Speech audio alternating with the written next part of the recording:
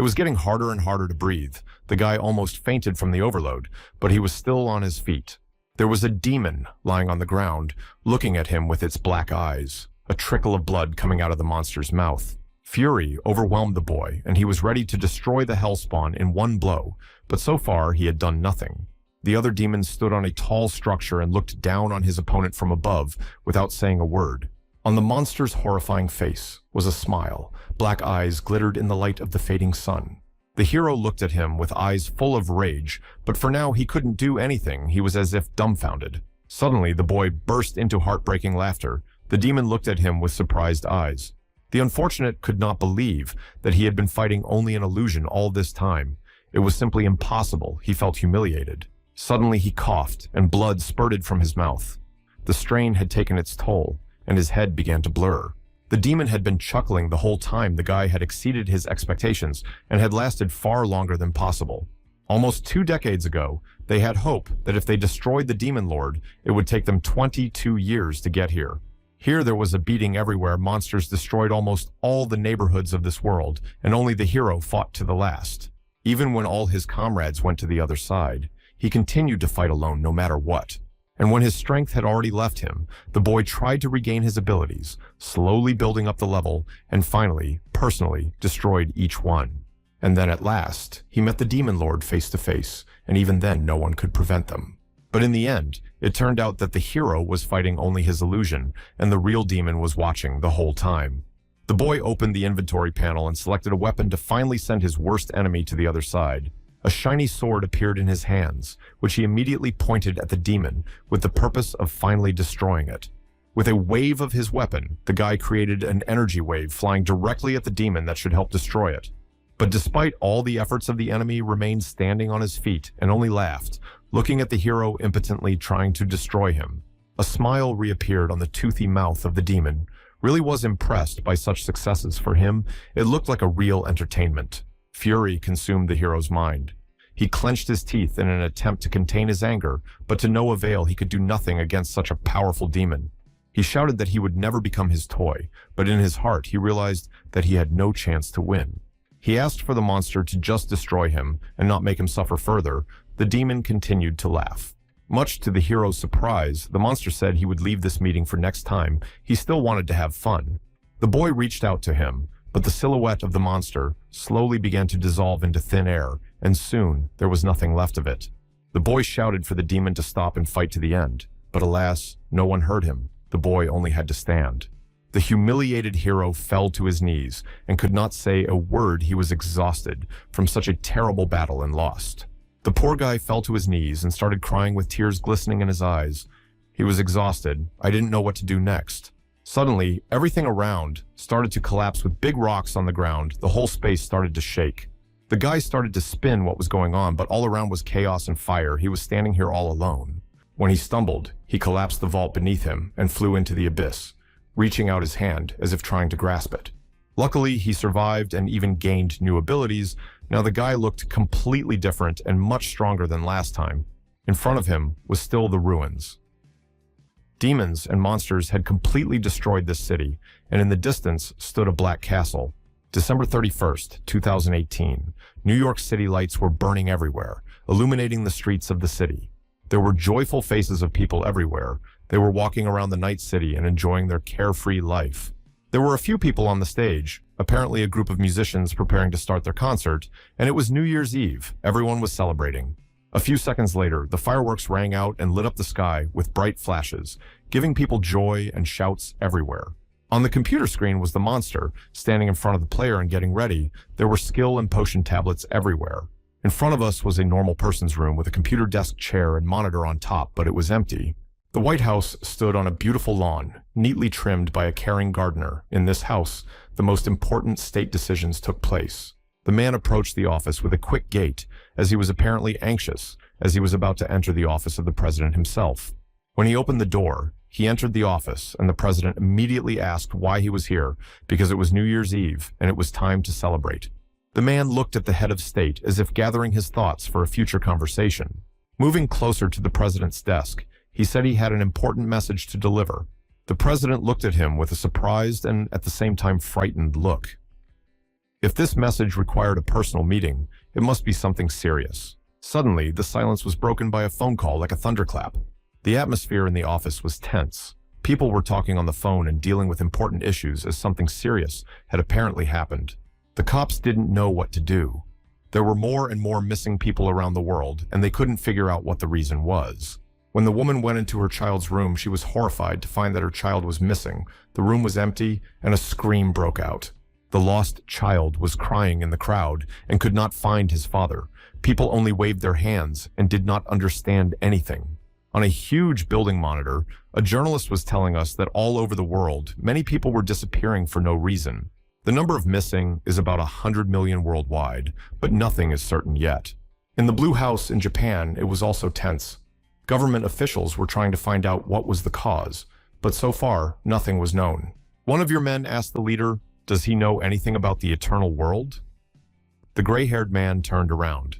The assistant decided to explain it is an online game with virtual reality, and it is played by about 600 million people around the world. The man's eyes made even more frightened. He looked at the leader and gathered his thoughts. Still finding the right words, he said that all missing people played this game at the moment of disappearance. The leader stopped. There was a look of obvious fear on his face as he began to realize that the game was the reason for everything. Suddenly, the building shook with a powerful tremor. But it was strange now because everything was fine. The city was in total chaos, and panicked buildings were collapsing. People were screaming and fleeing to the safe place, but there was nothing they could do. Suddenly, monsters started appearing from somewhere. They looked just disgusting, like red goblins with scales. There was real shock and panic on people's faces. For the first time in their lives, they had encountered something like this in the real world. Monsters started attacking and destroying people one by one, and defenseless people could not do anything about it. The scientific staff has already started studying these monsters and developing weapons against them, but so far, even using everything they have, nothing has come out. Hearing the news that they had no success, the scientists were worried, and a real horror appeared on their faces. They didn't know how to keep people safe. Meanwhile, the city was in an inferno of buildings exploding, and screams of distraught people were heard everywhere. The government even had to involve the army to fight this evil. However, all was to no avail. Monsters were too many. A terrified soldier shouted into the radio that they were failing and needed reinforcements. The monsters were too many. But no sooner had he finished his sentence, as he saw that he was approaching several demons and already preparing to attack the man, was silent. A month after the appearance of these monsters, 1/10 of humanity had been wiped out. The Earth no longer had any hope. It's been 2 months since the monsters appeared in the real world. Now Earth has changed beyond recognition. The world will never be the same again. A small child peeked out from around the corner and began to fearfully survey the surroundings in order to sneak away unnoticed. Still daring, he made a big dash and ran somewhere in the alleys to get away from the eyes of others. Unfortunately, he didn't succeed, and one of the demons noticed his new prey. The boy screamed but couldn't do anything. The man appeared just in time, and with one swing of the sharp ball destroyed the vile demon. Now the boy was safe. The little boy rushed to his father with tears and asked where he was all this time because he was so scared his father looked at him. The man crouched down beside his son and wondered what he was doing here. It was too dangerous to be left alone. The child grabbed his father by the shirt and dragged him behind him because the monsters would be back soon. We couldn't stay here. Several people stood near the mountain of bodies of these monsters. Why low-level monsters even appeared here was strange. The man dressed in military uniform smiled. They were just bugs, and it was no problem to deal with them. People started talking. They thought they were still in the game, but it seems they weren't. The same man appeared with the boy on his shoulder and smiled. Looking at his companions, the child seemed pleased too. With a smile on his face, the man announced that they were back, and they were fine with nothing to worry about. In the virtual world of the game towered a huge castle in which a few windows were glowing. It seemed someone was inside. The same hero in the red suit fought monsters, destroying them by the dozens. For him, they were no danger. Swinging his weapon, he immediately destroyed several monsters that flew straight at him. The heroes did not notice that another demon is approaching him from on high and already preparing his powerful blow. The man opened the inventory panel and began selecting his gear that was best suited for the battle. A second later, a sword appeared in his hands. The blade glinted in the dim light, and the man swung the weapon with incredible speed. He destroyed several monsters at once, splitting them into several pieces, and a crackling sound was heard. The eyes of the hero burned with a bluish light. He looked threateningly. Seemingly before this man there were no barriers. Even though he was fighting hard, the monsters were becoming more and more numerous and had already surrounded him, preparing to attack their prey. Somewhere up there appeared the painfully familiar silhouette of a demon. With big horns, Monster was watching everything from above. The small demons rushed straight at the hero, but the man used one of his skills, and a bright beam of blue energy hit the sky. Meanwhile, in the coastal city, chaos reigned as a huge tsunami approached right up to the buildings and was much taller than the tallest house. Paris was also in chaos. The Arc de Triomphe began to break under the onslaught of monsters and an earthquake. Singapore's main landmark was also destroyed due to the earthquake. The tower just exploded and collapsed on the city. One of the warriors held a spear in his hands and fought fiercely against the monsters, despite his low level. The volunteers who came out to confront these monsters destroyed them one by one despite their huge numbers. There were more and more people able to fight monsters. They were called players. These people made an invaluable contribution. While in the studio, a male reporter looked at the professor with a concerned look and asked who they really were. Professor Park Sang-jin looked at the man with serious eyes and said that they would understand everything by themselves now. All they managed to find out is that on New Year's Eve, the people who played the game Eternal World simply disappeared into the virtual world. The reporter still couldn't believe that such a thing was even possible. It seemed like some kind of stupid fiction. The professor squinted his eyes and said they haven't found the cause yet. However, since everyone is saying the same thing, it doesn't seem like a lie. And because of this, players had abilities that could help in battling the monsters that attacked this land. When they resided in the game, a year in the world passed. Just a month, reporters stared at professors. The man meaningfully raised his hand in the air and said that all these players had also parted with their lives in this game. At this time, on the ruins of the city, two guys were standing and fighting monsters. It seems like they were having good success. One guy asked his mate how long he had been playing this game. The friend said about 2 years. The kid lowered his head. So it's true that if you lose your life in the game, you go back to the real world. As far as the guy understands, only first and second year players can come back, the rest of us can't. Suddenly, a hideous monster with a long nose jumped on the unfortunate boy and wrapped his arms around him. The monster bit into his neck with its trunk and began sucking out the boy's energy, turning him into a skeleton. The comrade noticed too late that something was wrong with his friend, and there was nothing he could do to help. The monster just looked at the next victim with a baleful gaze. This monster was called Vicky and was level 2. There were also monsters circling the sky that were third-level Hugos, more like gargoyles and goblins. In the operations headquarters, work continued to boil in one of the cities. There was an overflow of monsters. It was a big problem. Due to the sudden increase in the strength of the monsters, they lose their positions on the faces of the people. Was horror, they were no longer in control of the situation. One of the soldiers asked the commander how many monsters appeared. The commander only looked at him angrily. He listened carefully to the male commander's head, saying that this happens when the mana of the negative dimension is overloaded. Several people desperately fought the monsters, but could not win. The number was unequal, and they were also lower in level. One of the monsters approached the man, and had already brought his clawed paw to grab the victim before the man could react. Suddenly, the monster was split in half by a powerful blow. Someone saved them at the last moment. A teenage boy stood in front of them, holding a stick or a sword, and he didn't seem to understand what had happened. It was a third-year player. The boy gave everyone a surprised look. He didn't know where he was, or what they wanted from him. The scientist sat in front of a monitor screen and collected data. When players say goodbye to their lives, they come back in groups. In the city, there were horrible monsters. Slacker, lizard-like monster, and Vizzlestone-like monster. And in the sky, there were cloud-like monsters flying. The 8th-year player stood and watched what was happening. Behind him were several other heroes preparing for battle, and they already realized that the situation was serious. One of the heroes jumped up to the monster and hit it with his fire shot. The monster immediately flew somewhere far backwards. But they did not become less. They seemed to appear out of nowhere and attacked people with renewed vigor. A huge monster with an eye on its chest was walking through the city. It was Drain, a dangerous high-level monster that not everyone can handle. The hero in the red suit stood in front of the monster, who had already raised his hand for a powerful blow. But the man, in one deft move, released a shockwave at it, instantly incinerating the monster. Instead of the city was already ruins. Heroes, of course, tried to resist the monsters, but there were too many of them. The man walked around inspecting the remains of the city everywhere. There was smoke and the smell of burning. There was almost nothing left here. Only rare people walked the streets. The masked monarch was the name of the player, and approached the two people who immediately looked frightened upon seeing him. They looked admiringly at the man's armor, never having seen such a high-level player before. The monarch just looked at them from the sidelines. Soon, the boy was at his house in front of the door and stood for a few seconds as if hesitating to enter.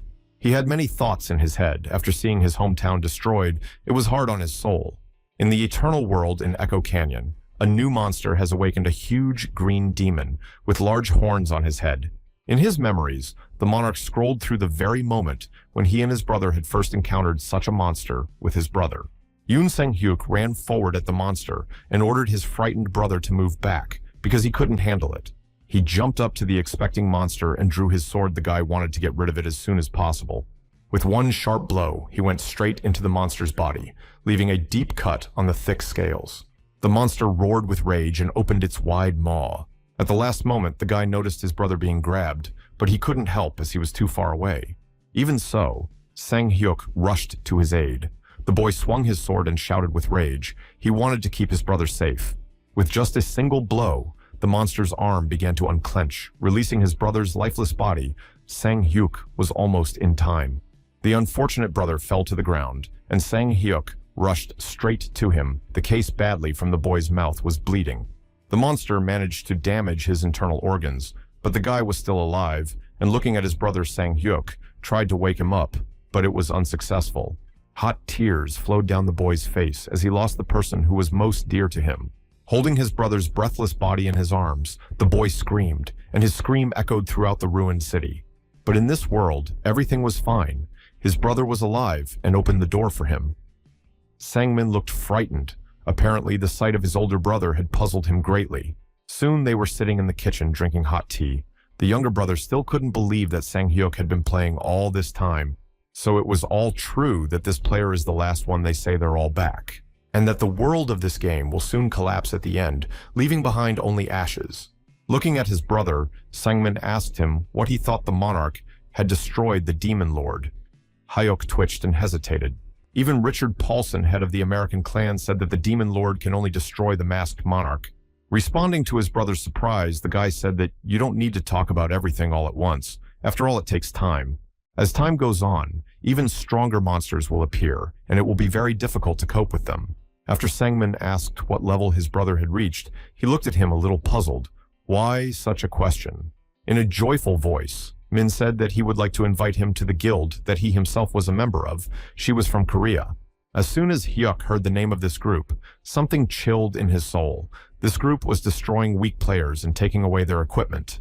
In the end, he had no choice but to exterminate these people so that they could no longer do such evil. And now his little brother is a member of this guild. Min looked at him and smiled. The boy seemed encouraged. After a bit of silence, Hyuk said that he wanted his brother to leave this guild immediately. Min fell silent and stared at him in surprise. The boy looked at him with a serious gaze. His little brother was only interested in what level Hyuk was. After a bit of silence, his older brother replied that he was now at his maximum level, which shocked the boy, who thought Richard was the strongest. To prove his point, the player opened the inventory to demonstrate what he could do. Min opened his mouth in surprise. Did his brother really have something so valuable? This was the first time he had ever seen an inventory. Putting on his trademark mask, his brother said he was the masked monarch, so don't let him be surprised. The younger brother opened his mouth in amazement at the monarch he had idolized all this time. Now, it turned out to be his older brother. On his face was a real shock. The boy even bounced a little aside. In fear, it was unusual to see someone like that in his home. He still couldn't believe that his own brother was the strongest in this world. Hyuk just looked at him and remained silent.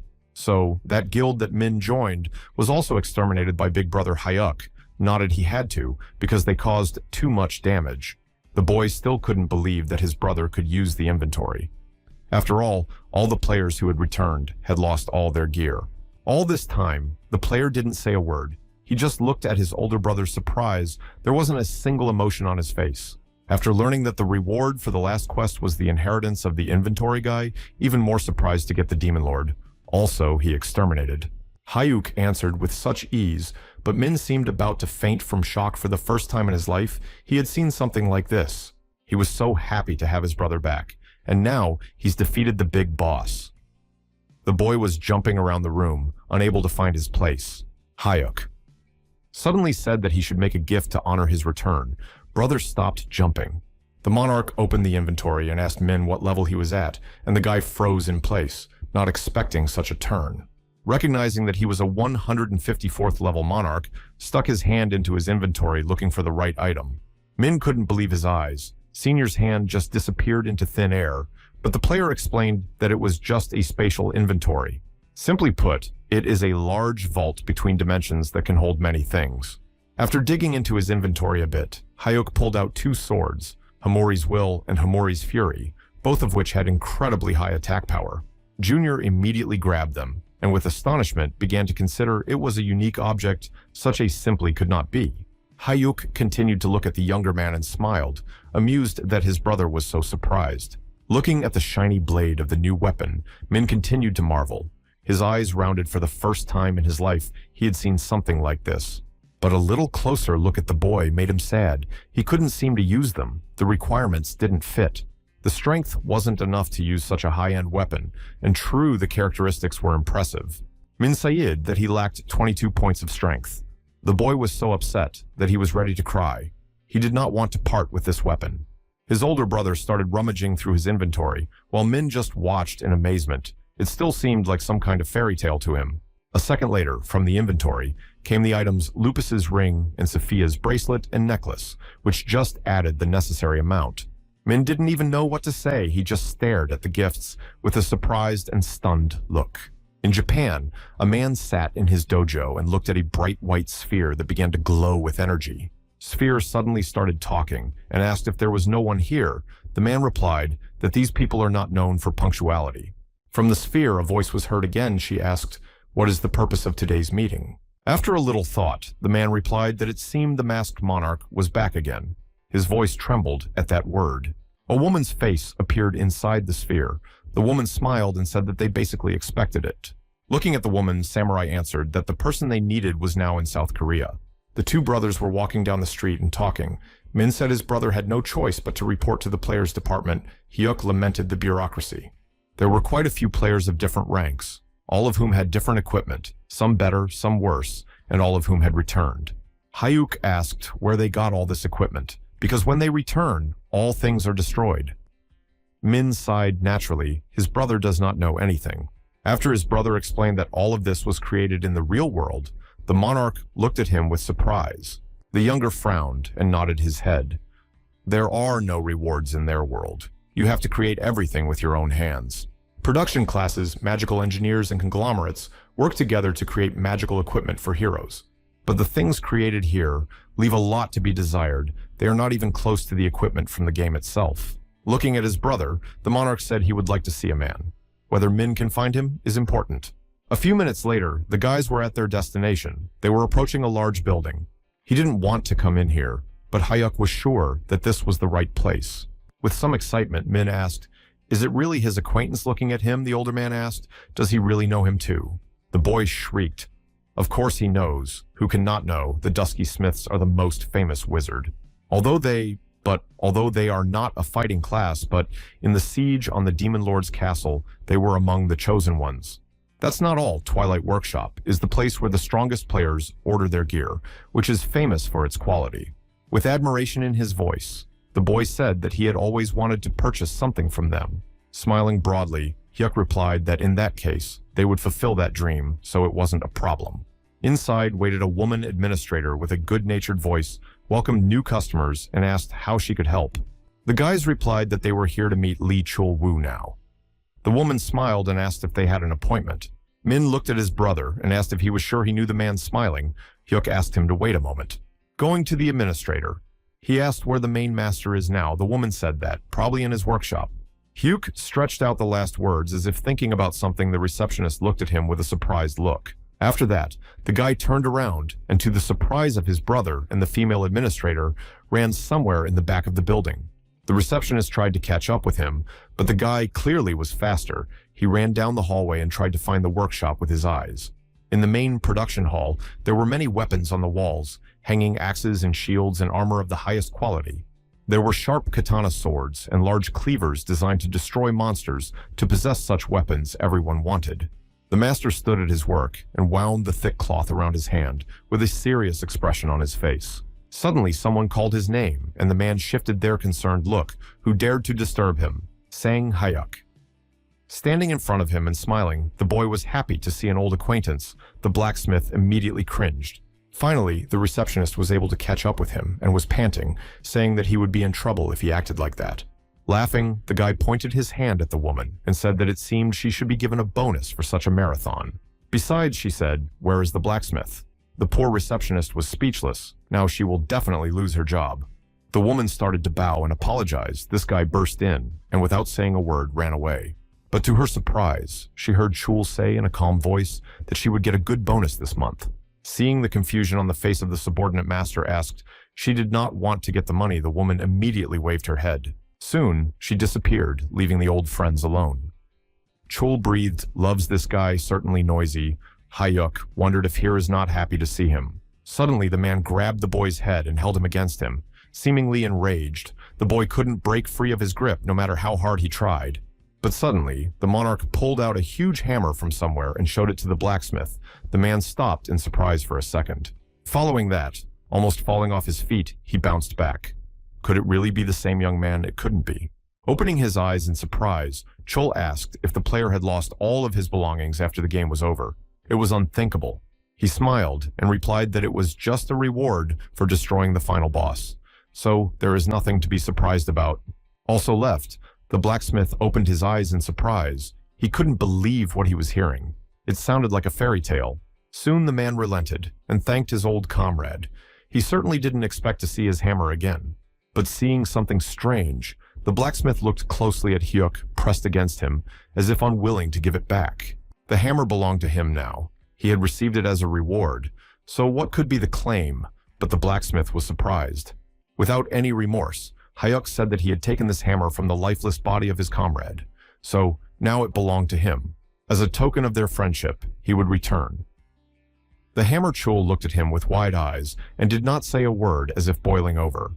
Throwing the weapon on his shoulders, the boy smiled and said that in return, the blacksmith I would help him with something. Soon, the work began.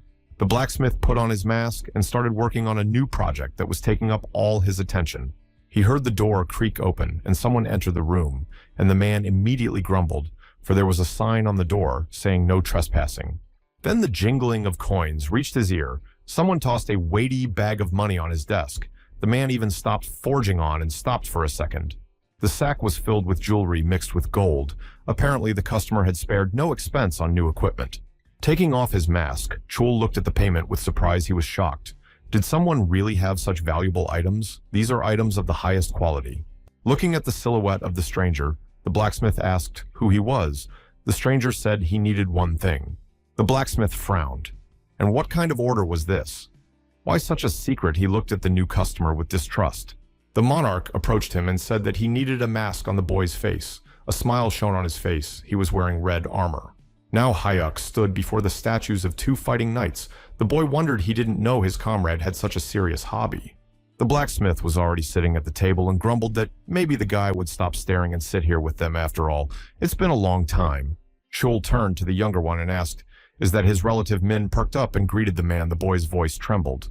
With obvious displeasure in his voice, the blacksmith said that unlike some clearly pointing at Hayuk, this kid is pretty polite. The monarch stepped closer and said that if the blacksmith continued to piss him off, he would turn around and leave. Chul snorted at the childishness of it. The blacksmith asked, "What's the matter?" He cleaned up the world. Hayuk lowered his eyes. He said he thought he did, but he really didn't.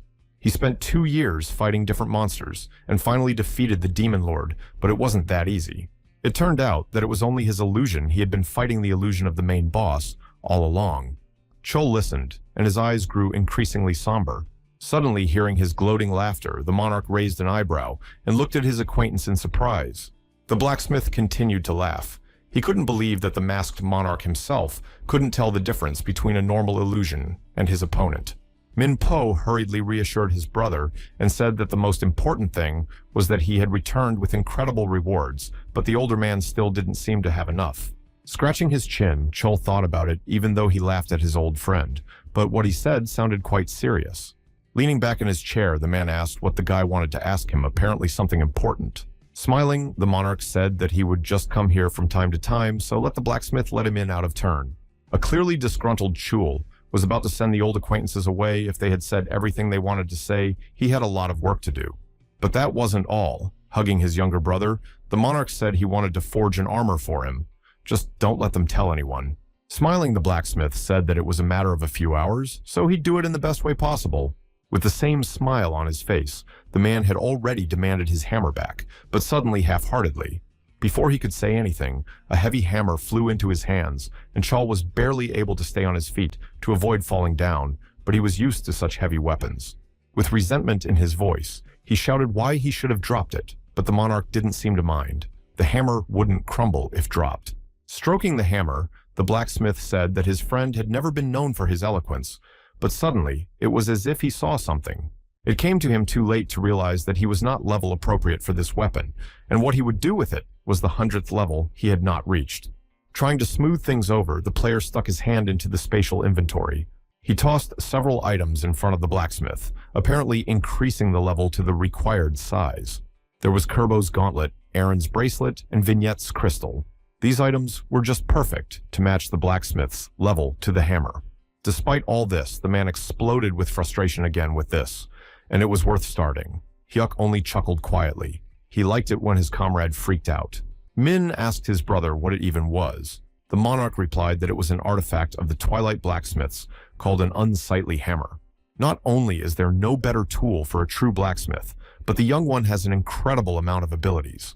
To use the ability, the strength must be above 200. With irritation in voice, the blacksmith said, "Of course I hate to admit it, but Hyuk is incredible." Smiling, Junior asked, "Is the masked monarch really that cool?" He had listened to the stories, of course, but not that cool. Smiling, the blacksmith said that in that world, the masked monarch was able to turn any opponent into dust. The sight of him took my breath away. He could make the impossible possible. He destroyed a dragon that had devoured many people and saved everyone he could. He was the one who solved all hopeless situations. For him, nothing was impossible. Then turning around to the boy, the blacksmith grimaced. If only he hadn't taken him on that raid, then all was well. Min asked the man, "Does he hate his brother?" The blacksmith laughed. If he wanted to, he couldn't do it even so. Hyuk took the mask out of his hands and showed the younger man it was a chaotic monarch mask. It looked menacing. Squinting, Hyuk said that it was Twilight blacksmith Chul who made such a cool thing. When the boy came closer, he asked about the castle in Seoul. Min wondered why his brother was suddenly asking about the castle. Hearing those words, Chul even opened his eyes in astonishment. Wait a moment. The man was even more surprised that this kid wasn't going to go there again. His eyes widened more and more, and the surprise overwhelmed the man. However, the masked monarch has already made up his mind. Naturally, if he's back, it's time to act, which is exactly what they thought. Several soldiers dressed in body armor and carrying weapons were on duty near the military facility. The guys passed by and wondered how many guards there were hiding there since they had so many soldiers. Min replied that they can't let their guard down and allow overflow. The situation is serious. The authorities are just taking insurance just in case. They did not have time to go any further as a military officer appeared in front of them and blocked their way. Min grabbed his older brother and started pushing him aside instead of just passing by, but the monarch wouldn't back down. Soon, they approached the castle from the other side of the castle. Wasn't the National Museum of Korea here before, but now it was some kind of military facility. Soon, the two brothers returned to the forge back there. The master was waiting for them, and it was time to make the second move. Chul looked at his old acquaintance with astonished eyes and wondered if he had decided to do it so quickly. Capturing a castle is no easy task, but it seems the monarch was determined. He didn't say a word, but this silence was eloquent. Visibly startled, Min asked what they were talking about for a moment, and there was silence. Smiling, the blacksmith replied that the monarch had somehow decided to take over the vampire castle that was in play. Min raised an eyebrow in surprise. He looked at his older brother and asked if it was true, but it was hard to believe. The blacksmith continued, "They don't think it's over with just one castle takeover." Min opened his eyes even wider. Instead of destroying the vampire queen, he made her his slave, even changed her name to Castle of the Mask. Wanting to stop this gossip, Hyuk repeated his question. So what about the locks? Did they really appear in Korea? The blacksmith nodded affirmatively after a bit of silence. Yes, that's the way the game goes in the real world. Soon the brothers were already standing near a tall building. It was the Castle of Horrors, as in that very game. Now you need to capture it in real life. Looking at the castle, Monarch did not cease to admire what a cool thing the panorama there probably opens magnificent. In response to Min's concern about their past home, the boy assured that he would not sell it, because it was a gift from his mother. Still, it's hard to predict what will happen to that house if there is a monarch. There could be monsters or greedy players attacking them. After waiting for his brother's agreement, the monarch moved forward, and it was time to make history. It seems they were overflowing with enthusiasm. The monarch had already opened his inventory when his younger brother asked about the guards, but there must be a lot of them. With a slight chuckle, Hyuk asked, did his brother really think they would just break in here directly? The player took out a cloak of invisibility that immediately hid his body. This thing should help to pass unnoticed around the guards. This incredible sight shocked the boy. His brother even has such a thing. Hyuk grinned. He is the monarch in disguise. Soon, the guys were already dressed in an invisible robe. With this thing, they would easily get past the guards. After a few minutes, two invisible silhouettes swept past the soldiers, talking amongst themselves. Min seemed to be really happy. He was participating in such an adventure for the first time in his life, and he seemed to be having a lot of fun. The younger brother was delighted. He even asked the monarch to lend him this robe. Hyuk asked, he wouldn't do anything stupid, would he? The Castle of Terror towered on the great rock. Seemingly climbing up, there was something I was still tasked with, but they were already halfway there. The brothers walked down the street and discussed. It seems from the outside that this place has not yet been attacked by players. After the return will be weak. With a sinking heart, the younger brother said that in this castle there would be succubi and incubi. The problem is that they attack consciousness. With irritation in his voice, the monarch asked if they didn't have talented mages. Why haven't they created an amulet against mental influence yet? Of course, in their world, mages were plentiful, but with the current advancement of technology, these things were so far out of reach. The monarch pondered. To create such things, one needs stones and other such components. Min suddenly informed that, fortunately, there was a way out of this situation. Hyuk looked at him with a surprised look. Fortunately, in the center of London, there is a mountain in which the mine with mana stones is found, so there should be no problems. When the brothers came a little closer, they noticed that the walls of the castle were too high for them to climb. Hyuk opened the inventory and started rummaging through it, while his brother still looked at him in surprise and couldn't believe his eyes.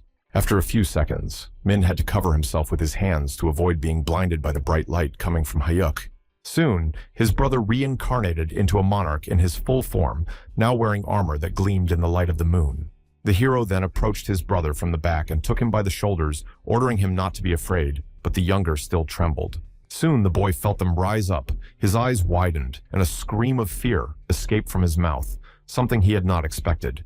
It was too soon to be surprised. Soon they landed on the right surface. Min was still trembling with fear and surprise. Now they were standing in front of the building itself, the high walls of the castle stretching high into the sky, and there were windows burning everywhere. The guys didn't notice how someone was already following them from one of the windows in the castle. A stranger was laughing at the newcomers. The boys moved forward along the neat path, straight to the entrance of the castle, and the atmosphere was relatively quiet, not a soul in sight.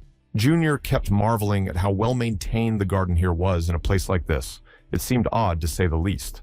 The monarch tapped his knuckles loudly on the door and waited for an answer, but he didn't want to destroy everything, because this would be his new home.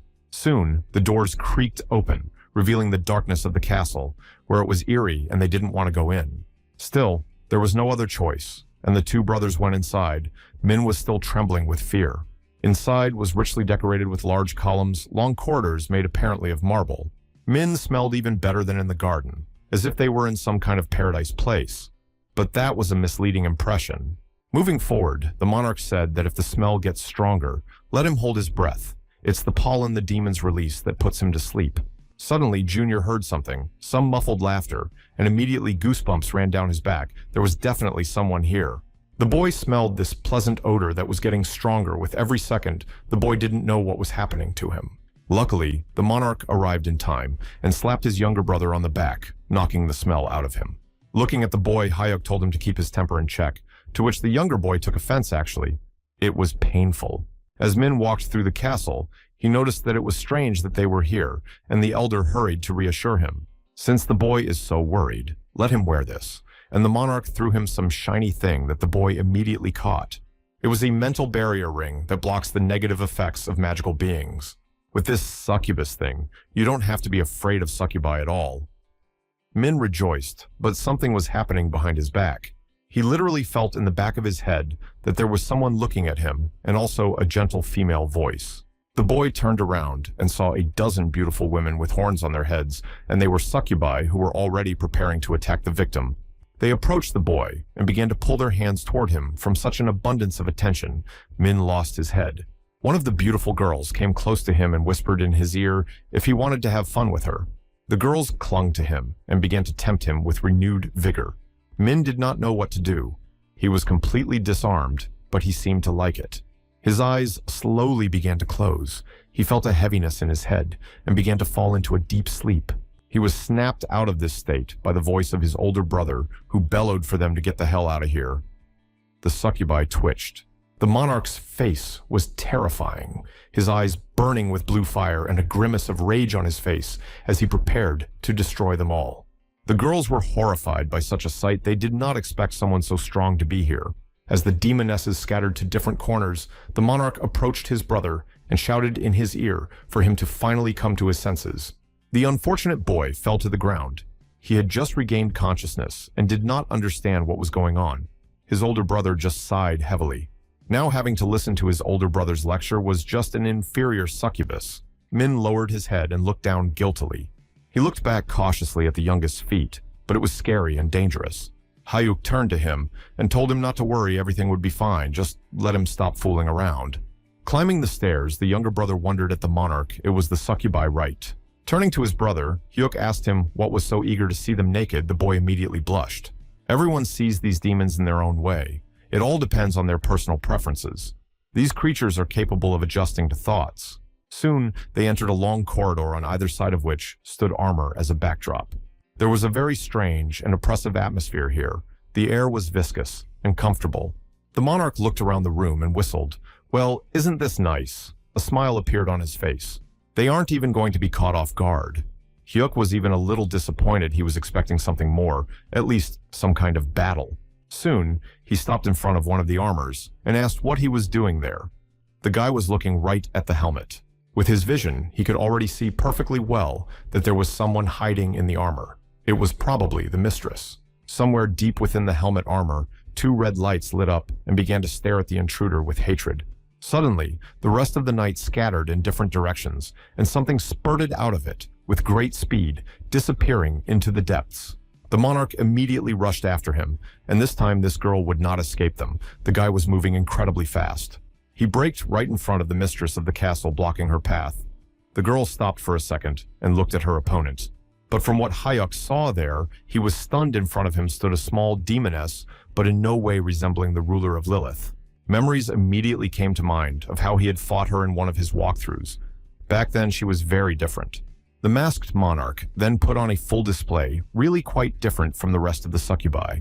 In front of him stood a girl with a charming appearance that could defeat anyone, and looked at her opponent.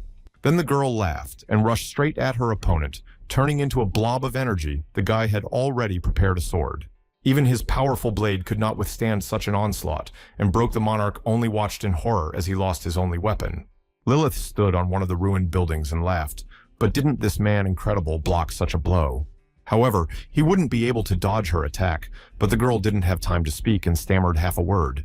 To her horror, she noticed one of her horns just fell off and fell to the ground, shocking the girl. Standing on the ground, the monarch snorted that he didn't have time and let him attack as soon as possible. After all, besides this girl, the place was already full of worries. There was obvious irritation on the guy's face, and he didn't plan to linger here. Lilith naturally could not bear such insolence, and rushed at her opponent with a fierce scream, her face contorted with a grimace. But now before the monarch stood a little girl not at all like the formidable ruler he had seen before. Hayuk looked at her with surprise, and really Lilith, the demon lord, only silently looked at him with hatred. Then the girl pushed the monarch aside like a harmful teenager and tried to hide in the depths of the castle. But before she could take a couple of steps, The man grabbed her by the scruff of the neck and lifted her up like a naughty kitten. The demoness was furious that he was even doing however the monarch wanted to know who she really was. Hyuk shouted at her to finally stop being stubborn. The demoness even got a little scared and stopped acting like a capricious child. His expression changed so much that even the demon queen couldn't hold back a shudder. Hyuk said that he would not ask a second time. Leaning over to the demoness, he couldn't believe it was really Lilith, the Nightmare Lord. And now she looked like hell. He looked at the girl again in surprise and asked why she had turned into such a brat. Lilith only looked at him resentfully. Suddenly, Hyuk felt someone approaching him from behind and turned his head toward Lilith, who also froze. There was a loud rumble, but the monarch stood on his feet and was now furious at what kind of tricks this was. A hole appeared in the wall, and there were several dozen other demons among them were both ordinary succubi and some other much stronger ones. Behind his back, the guy heard someone's rough female voice, telling him not to make trouble and to get out of here. Marianne, the top-level succubus, stood beside his little brother, putting a hand on his shoulder and smiled. Min was horrified.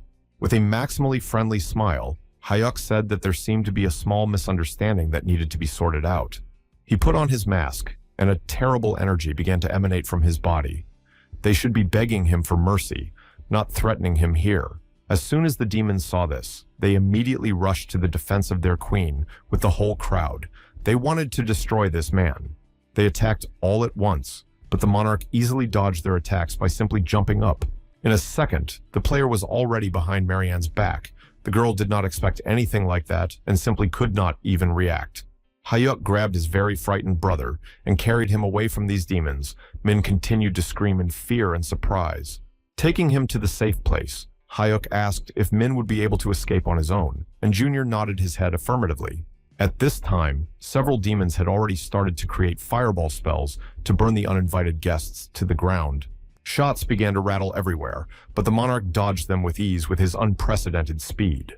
Hyuk was already beside them, and with a menacing voice he shouted, "Let them try to do that again and they'll be fingerless." Marianne had already prepared her spell to destroy the man. Once and for all that was left was to shoot.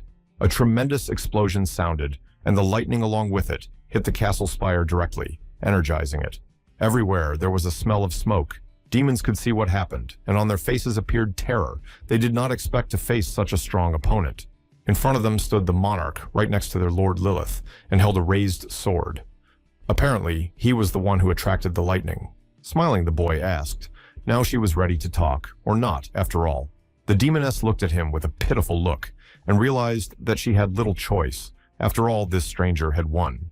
Soon, the demoness was already sitting on her bed and glaring fiercely at the uninvited guests. She was very annoyed. The monarch, along with his brother, stood right in front of her with his arms crossed over his chest. Finally, they would be able to have a proper conversation. Looking around the room with an incredulous look, Hyuk marveled it was indeed a castle of horrors, more like a teenager's bedroom. Shouting indignantly, Lilith confirmed. And where he thought they were now, indeed, this is her castle. With a laughing voice, the boy remarked that this was more a castle of enchantment than a castle of horrors, and that everything was too beautiful here. The demoness looked at him in surprise, not understanding what the guy means. What is he even talking about? But really, it was the nest of Lilith, Lord of Nightmares, though now it's more like some kind of carnival. Marianne decided to be the first to speak up. She said that Lilith was not yet aware of all the events. The monarch looked at her over his shoulder with a surprised look. The succubus said it's only been 100 days since the demon lord appeared, so she hasn't had time to get up to speed. She's just a kid. Here, even the two brothers were surprised. Is it really so little? It's kind of strange and suspicious. Then the monarch looked back at the demoness, who had been sitting silently watching the uninvited guests all this time. Well, that explains everything now. That's why Lilith was looking at them like that now. The demoness looked at them with an uncomprehending stare. Looking at Marianne, the monarch asked she that the only succubus supreme here in his eyes read distrust. The succubus replied that she herself did not know that only humans divided them into ranks. They had no such hierarchy. Hyuk spread his arms. Okay, so they are the strongest here now, the girl confirmed. So, he looked at the three demonesses and said in surprise that in the game they were much more than that, something a little small for the nest of the most powerful demoness. In an aggrieved voice, Marianne said that the details were unknown to them. They just opened their eyes at one point and realized they were here. A smile appeared on the monarch's face. Okay, now he understood what was going on. It was time to get down to business, if that was the case. He opened his ghost inventory and stuck his arm up to his elbow in there. Lilith continued to watch in surprise. After a second, the player took out a pentagram sheet from there and offered the demoness a contract. He said it without any hesitation. The demoness looked at the piece of paper with interest. She had seen something like this for the first time. It was a soul subjugation contract. The girl said with interest that she had never heard of such a thing. Only Marianne realized what was the matter, then immediately shouted for the sovereign to do nothing. If she did, she would be a servant forever. Hyuk was boiling with rage. He didn't like it when someone interfered with his conversation, especially a demon. Suddenly, an aura formed near him that made even the powerful demoness shiver in fear. Looking at her with a fierce look, the guy said she shouldn't interfere if her own life was dear. The succubi looked in horror at the intruder, who was so strong that he was terrifying to look at. The player approached Lilith and put his hand on her head and told her not to listen to these monsters, because only he speaks the truth here. Hyuk looked at her good-naturedly and said in a sweet voice that he would protect her at all costs, so there was nothing to fear. The girl, who had not expected anything like this, blushed with embarrassment and looked at the player with big eyes to see what he even meant. The player then turned to the demonesses and asked if they were really sure they could protect their lordess if someone like him came here. Not getting an answer, he said he now had the details of the contract. Lilith was still looking at him with big eyes, full of disbelief. This contract will remain in effect until Lilith awakens and can become the full ruler of this castle. If she decided not to renew the contract after her awakening, it would immediately be broken. The girl continued to stare silently at the stranger. But she would have to learn to behave more appropriately. The girl jumped up from her seat and shouted. Seeing the disbelief on his face, he assured me that they would include a break clause in the contract. So no need to worry, let him sign. And if she violates the terms, then her soul will be destroyed. The girl, still continuing to look at the stranger, agreed to let it be. Standing nearby, Marianne couldn't do anything. She just reached out to her lordess, but it was too late. With one deft movement of her fingernail island, Lilith made a small hole in her finger, and blood spurted out of it. She put her finger to the contract and signed her signature, indicating that they had made their contract. Now their bodies began to be enveloped by a strange energy. Their souls became bound by a contract until the girl finally awakened. Now the contract was done, but Lilith still looked distrustful. She was a little scared, but it couldn't be helped. Then the guy turned to Marianne. The girl looked at him with wonder and caution. What else he needed from her?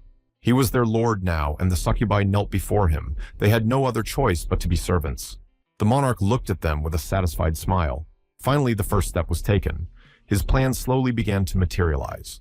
In the United States of America, there was a fight going on in Monument Valley. There were many monsters, and the local defense forces were trying to protect the citizens. The monsters were many, and they were hitting harder and harder, and people were trying to hold them back. But with each passing second, it was getting worse. The soldier felt an incredible pressure. Even his strong armor was unable to fully protect him from the attack. Turning back, he saw his comrade fighting alone against several dozen such monsters.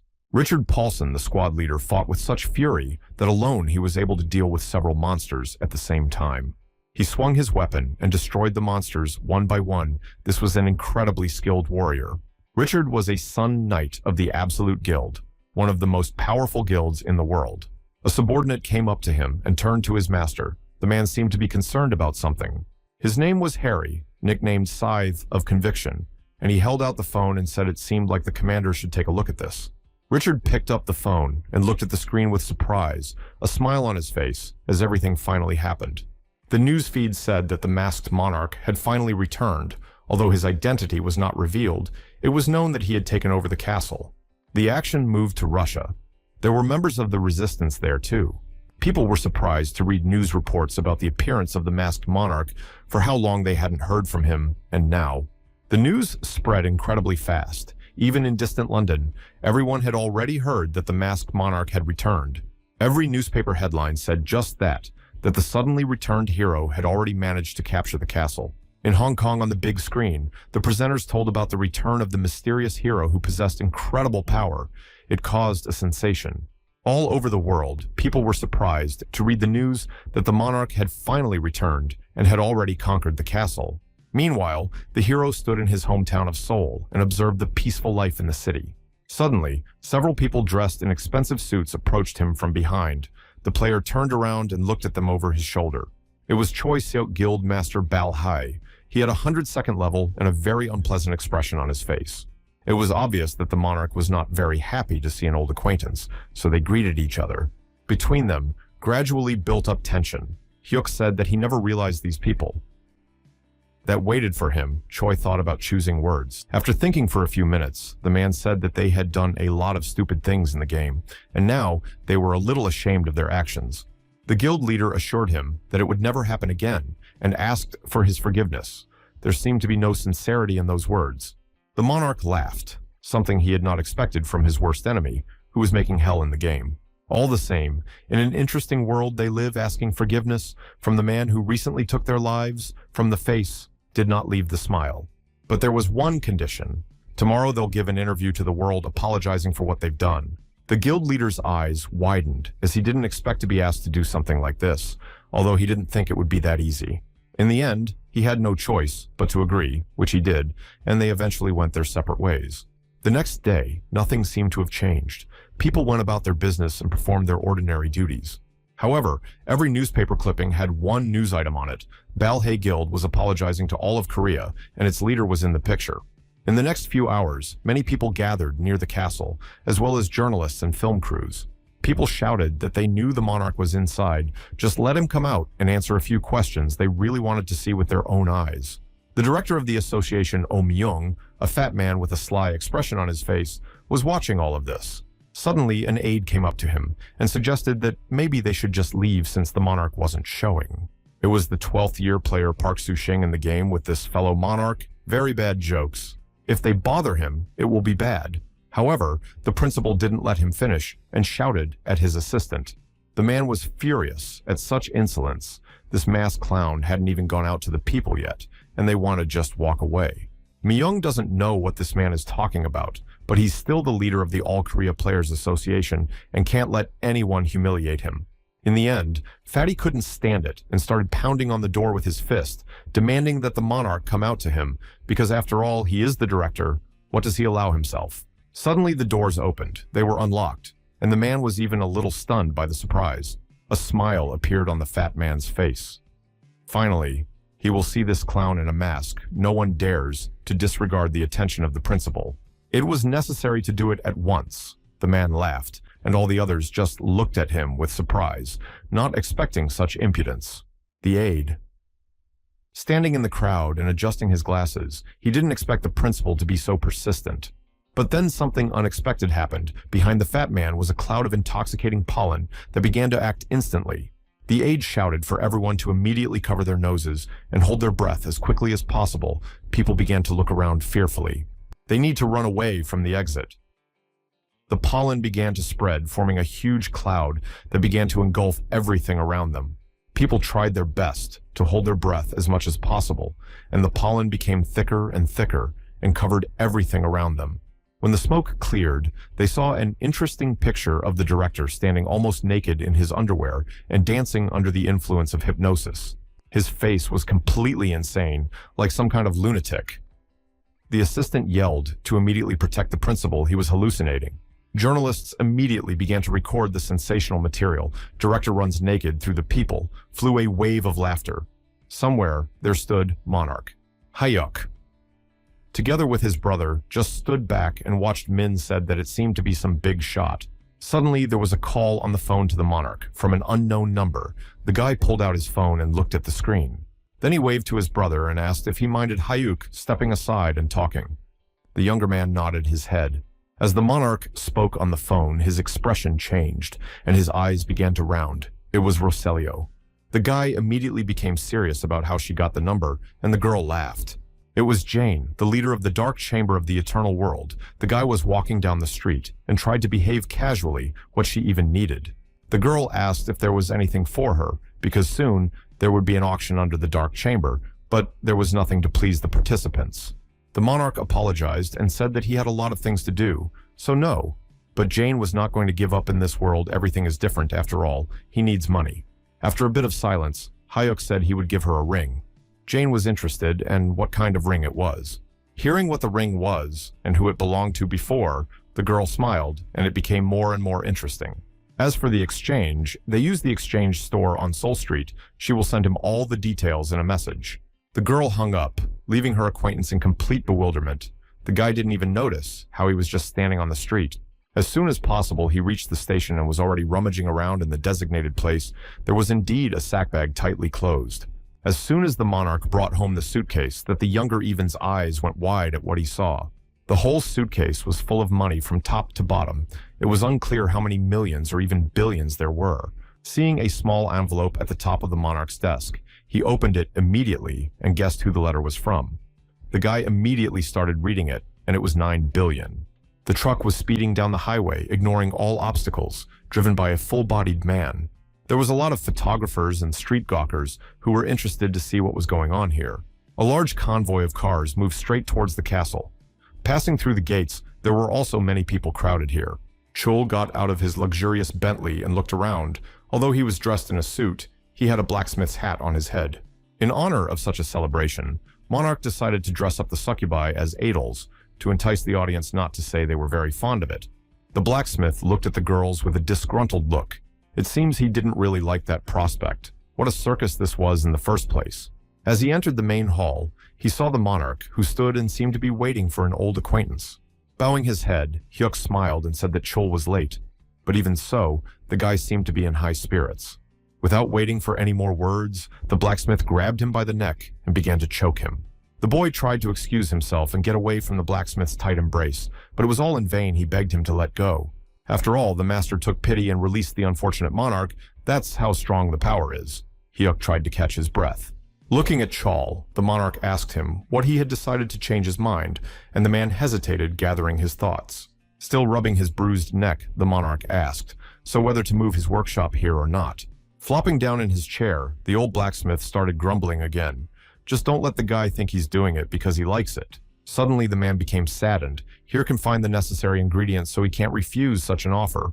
In addition, all this will take quite a long time, is the real world, so to achieve the same results. As in the game, you need to try hard. As soon as Monarch said he wanted to do it in 1 month, Chul almost swallowed his tongue. It was unthinkable. Even he wouldn't be able to handle such a thing. However, Hyuk said that he wanted to put the dusky blacksmiths first in line to use resources and monsters. Is he still in doubt? Unable to cope with his anger, the blacksmith shouted that in that case, they needed a mana generator. Hyuk was already picking through his inventory. Soon, he pulled out 3 hearts, warm and seemingly still alive, and a smile appeared on his face again, which should be enough. Following that, he threw this gift to the blacksmith. Chul said it was more than enough, and tried to hold the outlandish object in his hands. But he had something else. Chul was already wary of the premonition that this was going to be some kind of adventure again. Stretching into a smile, the monarch said he needed the blacksmith to do him another favor. What the man heard made the hairs on his head stand on end. The monarch was still the same after all. His ideas were still just as crazy. The memory again recalled scraps of when he was a monarch in the game and was busy destroying monsters. The man nicknamed the Butcher shouted that they would handle this and let the monarch go ahead and work on moving forward. They are, after all, a squad of masked men that he himself created, so let him not worry and leave these monsters to them. The girl waved her hand and said that they could easily handle them. These were just ordinary monsters. There was nothing to be afraid of. But he, as the main on the contrary, should save energy for the battle with the King of Demons, because there will be no jokes. Butcher barked for the monarch to finally stop wasting time here and go ahead. They can handle it here, so don't let him worry. Hyuk looked at his comrades with a look of utter gratitude. He hadn't expected them to be so selfless. Suddenly, the figure of the demon, the main monster of this world, appeared behind him, and his womb-like voice was heard. In just 1 blow, he was easily able to throw the hero far back. After all, their powers were incommensurate. The monarch was lying on the ground. He was badly injured, but still conscious. Steam was coming out of his mouth. The demon had shortened the distance in a second, and was already standing close to the boy, preparing to end this battle. Once and for all, his eyes were burning. A smile appeared on the monster's face, and in his nasty voice, he said that he was very disappointed. He had hoped there would be a good opponent. At the last second, the devil noticed that there were dozens of shards flying at him, ready to destroy him. It was one of the monarch's assistants who did it. But the demon put up his shield and blocked such a powerful attack without even moving. Next was another hero who struck from top to bottom, but the demon blocked that too with one hand as if playing with them. The girl flew from the other side, preparing her energy attack. Demon saw it all perfectly well, anticipating their movement, blocked and dodged. It was starting to annoy him. He'd kill these bugs first, then take the lead. The monarch lay in the distance, and in no way could help his friends. He was badly injured and could barely move. Butcher appeared out of nowhere and started asking if his commander was okay. He shouted that we should retreat and let the monarch go first, because it was too dangerous here and he had no strength. Then he turned back to where another hero butcher was already standing, asking him to take care of this man and keep him alive at all costs. In front of him stood the master of the dusky blacksmiths, an incredibly strong hero capable of fighting monsters alone. The master leaned toward the monarch and wanted to help him stand up, but the hero pushed his hand away and answered rudely. He then turned to the butcher and ordered them to retreat again. They had too little strength to deal with this demon. But his comrade didn't listen to him. He said that the only one who can destroy this demon is only the monarch, and he needs to become stronger to win. This is after all the main goal of the masked soldiers. Butcher smiled, already anticipating the battle, so it was useless to stop him. The hero wanted to stop him, but immediately coughed up blood. The blacksmith was afraid because the monarch was on the verge of life. In the end, all the soldiers were defeated. The girl was lying in a pool of her own blood and barely breathing. The monarch himself also suffered. His armor was almost completely destroyed. He stood in the middle of the ashes and could do nothing. All his comrades fell. The boy cried out in grief. He had lost everyone he knew, and now all alone he couldn't defeat the Demon King. He felt miserable. These memories took over Hyuk's head, and he didn't notice that he had been staring out the window for some time. Suddenly, he was distracted by a knock on the door, and a voice informing him that a visit had arrived. Ordering the guests in, the monarch approached them and saw familiar faces now in real life. In front of him stood his battle comrades Butcher and two others, a girl with a pink cloak and a guy in a gray mask. They stood opposite each other for some time, trying to realize that they were seeing old acquaintances. Captain Butcher smiled. He was incredibly happy to see the old commander after all this time. The second soldier, nicknamed Guillotine, was also smiling. He looked through his shiny glasses. It was obvious that he was happy to see them. The girl, nicknamed Ice Flower, looked around at her friends. She could finally see them after such a long separation and painful parting. The monarch looked at his friends and wondered if they were doing well. After all, they hadn't seen each other for so long. Almost unanimously, they replied that everything was fine. Butcher hugged the others, and it was obvious that there was a very strong bond between them. With a white-hot smile on his face, Captain Butcher stated that they had been doing just fine all this time, so there was nothing to worry about. The monarch asked if they had contact with the rest of the Butcher, readily replied they had arrived here as soon as they heard about the commander's appearance. Continuing to smile, he said that everyone else had been preparing very hard for the arrival of their commander, so now everything was fine. Some even managed to move here with their families to see the monarch and show the rest of us. Lowering his eyes, Hyuk sadly concluded it must have been hard to have had to travel so far right here just to see him. Willingly, Iceflower said that they were all waiting for their commander's orders to follow him anywhere.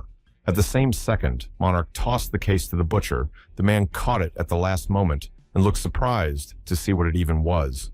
There was as much as 3 billion. One man even whistled at such a sum.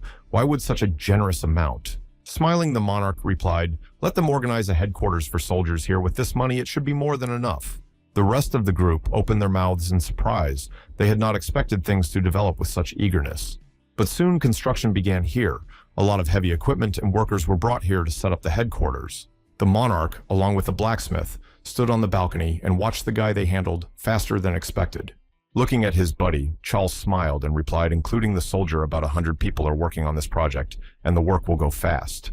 Plus, the forge will be ready soon, and then they'll get really fired up and things will move even faster." In a satisfied voice, the monarch asked if he too would need to prepare the blacksmith, wondered what this was about. A smile formed on the boy's face, so predatory that the blacksmith's goosebumps ran, of course, towards taking over the world.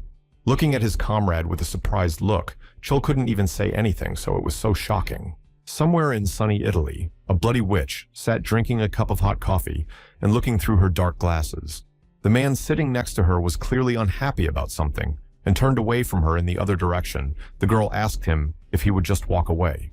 Without answering a word, the man stood up, which threw the blood witch into a great surprise. He didn't seem to be in the mood for dialogue. 12 o'clock. He was as always nauseatingly punctual. The man looked silently through his dark glasses. So, what would the subject be? The witch looked at her interlocutor with an expectant gaze. The man held out to her a small red box, similar to the one used for wedding rings. As soon as the box was opened, a bright light fell on the woman's face. She even opened her mouth in surprise and seemed to be satisfied. And really, inside the box was a ring, but not a wedding ring, but with a big gemstone inside, and very beautiful. The man continued to stare at her, ignoring all of Jane's questions about the red-masked monarch. He only said the price was 200 billion. Hearing this amount of money, the Blood Witch was even a little stunned. She didn't expect it to be so expensive, but still, there was no choice. Without further ado, she called the right number and ordered the required amount to be transferred to the same account. The man checked the phone, everything matched, the purchase was made, and the case was closed. He silently got up and, hiding the phone, headed towards the exit of the room. The Blood Witch continued to sit in her seat. Lastly, he said over his shoulder that this item they had indeed received from the masked monarch. The Blood Witch was at a loss for words. In the Korean city of Kwando, there was chaos everywhere as explosions were heard and buildings collapsed as if a huge battle had begun. People ran in panic to any safe place with their eyes wide open in terror. They screamed. The crowd of people were chased by monsters. They stretched their horrible hands towards them in an attempt to catch the hapless victims. The army tried to prevent, but it was too late. Monarch, along with his team, sat in the headquarters of the battle in Echo Canyon, and the game was known as the Undead Paradise. What's happening now will turn the city into a wasteland. So if there's overflow, we need to start evacuating. They say there's already a lot of casualties. Now, this is the main concern of the government. The masked monarch was thoughtful. The situation was critical. After a short deliberation, the guy said that it was this city that would be the target of their first raid. Everyone was surprised, although it was obvious. Folding his hands in front of him, the monarch smiled and said that their team was dealing with places that ordinary people were afraid to even look at. Soldiers smiled. Finally, after a long time, they were expected a real battle. How much they missed. Therefore the feeling. The monarch put his hand forward and proudly said that the whole world would henceforth learn anew about the existence of masked soldiers. In a monotone voice, a reporter was broadcasting live directly from the palace's opening ceremony. There were photographers everywhere say the masked monarch has set his subordinates a serious task, saying they are going to clear Echo Canyon. The ceremony started any minute now. The first to come out was Captain Butcher, and he led an army of masked soldiers, all of whom started taking pictures. Soon the heroes found themselves in the armory where they had to choose everything they needed. The monarch said that if there were any questions, let them certainly ask. From now on, they will have a lot of work to do. Let them think it's a down payment. You don't have to deny yourself anything to choose the best. But now, at the opening ceremony, Butcher was very sad for some reason, as if thinking about something that had been bothering him for a long time. But he quickly pulled himself together and, pointing to the bus, said they were now headed for Echo Canyon and ordered them to take their seats. The reporter went on to comment on any event. Now masked soldiers are heading to the scene on the buses.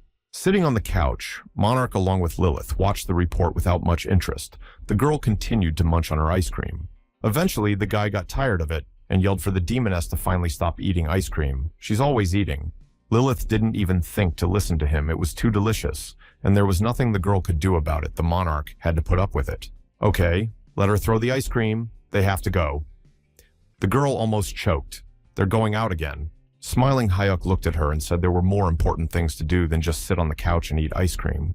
He needs to pick up something. The demoness looked at him with interest. Apparently, the commander is up to something again. There were several armed soldiers on duty near the entrance to the building, blocking the way in. One of them was holding a cell phone that was broadcasting live from the scene as the masked soldiers headed into the canyon. Suddenly, a strange sound like footsteps came to the ears of one of the soldiers, and the man immediately raised the bolt and prepared himself. A pink cloud of some strange smoke formed in front of him, and the man didn't even have time to think of anything, but just watched. As soon as the pink smoke hit the nose of one of the soldiers, he immediately began to lose consciousness, and soon his mind left him.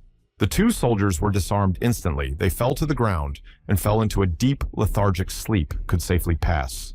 In front of them stood the monarch, along with the demoness. The girl wondered, did they pass out so quickly? Some of them are weak. Still, Lilith's childlike nature prevailed, and she immediately started touching the soldiers. The monarch was angry. They didn't have time for child's play. They had to go. Soon, they descended into the basement and were already walking down the long corridor ahead. Turning her head in different directions, Lilith marveled at the amount of mana that was present in this place here. It was too much. The girl asked why they came to this place in the first place. What they needed here, it's a protected area. It was an underground cemetery where priests went to worship the gods, and paladins went when they lost their lives.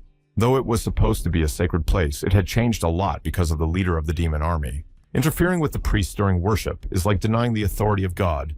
Lilith and Monarch walked down a long corridor that didn't want to end. Suddenly, from behind, Lilith was attacked by a huge skeleton with burning eyes dressed in armor and already reaching for her with his bony hands. Lilith reacted instantly, and with one powerful blow, turned the monster into a pile of bones. Though she was small, she had plenty of strength. It was not so simple monster under the influence of magical power, and again attacked the girl. Lilith, from surprise, cried out and fell back. Thank God Hayuk, and with a single blow of his fist, threw the monster far back, turning it into dust. A crackle of bones was heard. It seems the demon lord personally ordered the takeover of this place. This was less and less to the monarch's liking.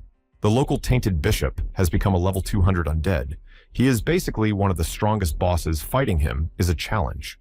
But the monarch didn't come here for him. A long corridor flanked by creepy skeletal statues spread out before his eyes. Hyuk moved forward, ordering Lilith to stand there. The girl did not understand and asked why she had to wait. The guy moved forward, but the demoness all began to tremble with fear here. Creepy somehow. Strange that the demon lord is afraid of such a place. In front of them were massive doors flanked by guards. They were statues, of course, but they could come alive at any moment. As the monarch moved forward with a firm gait, he saw before him a sword that had been thrust into some kind of altar and was emanating a bright light. It was the mightiest blade of the eternal world-respect Dragon Lord Admarian's incredibly powerful weapon. Without much effort pulling out the weapon, Hayuk looked at it. The sword glistened with overflowing mana energy. At one glance, it was clear it was a great piece. But as soon as the guy pulled the sword out of its place, who heard behind him the crackle of bones coming back, he saw an army of skeletons approaching him. The pontiff was in charge of all this, of course, holding his rod. The monster looked creepy. The monarch felt as if he was back in the game again, so why not remember the old days? The suit instantly appeared on his body. But something was wrong.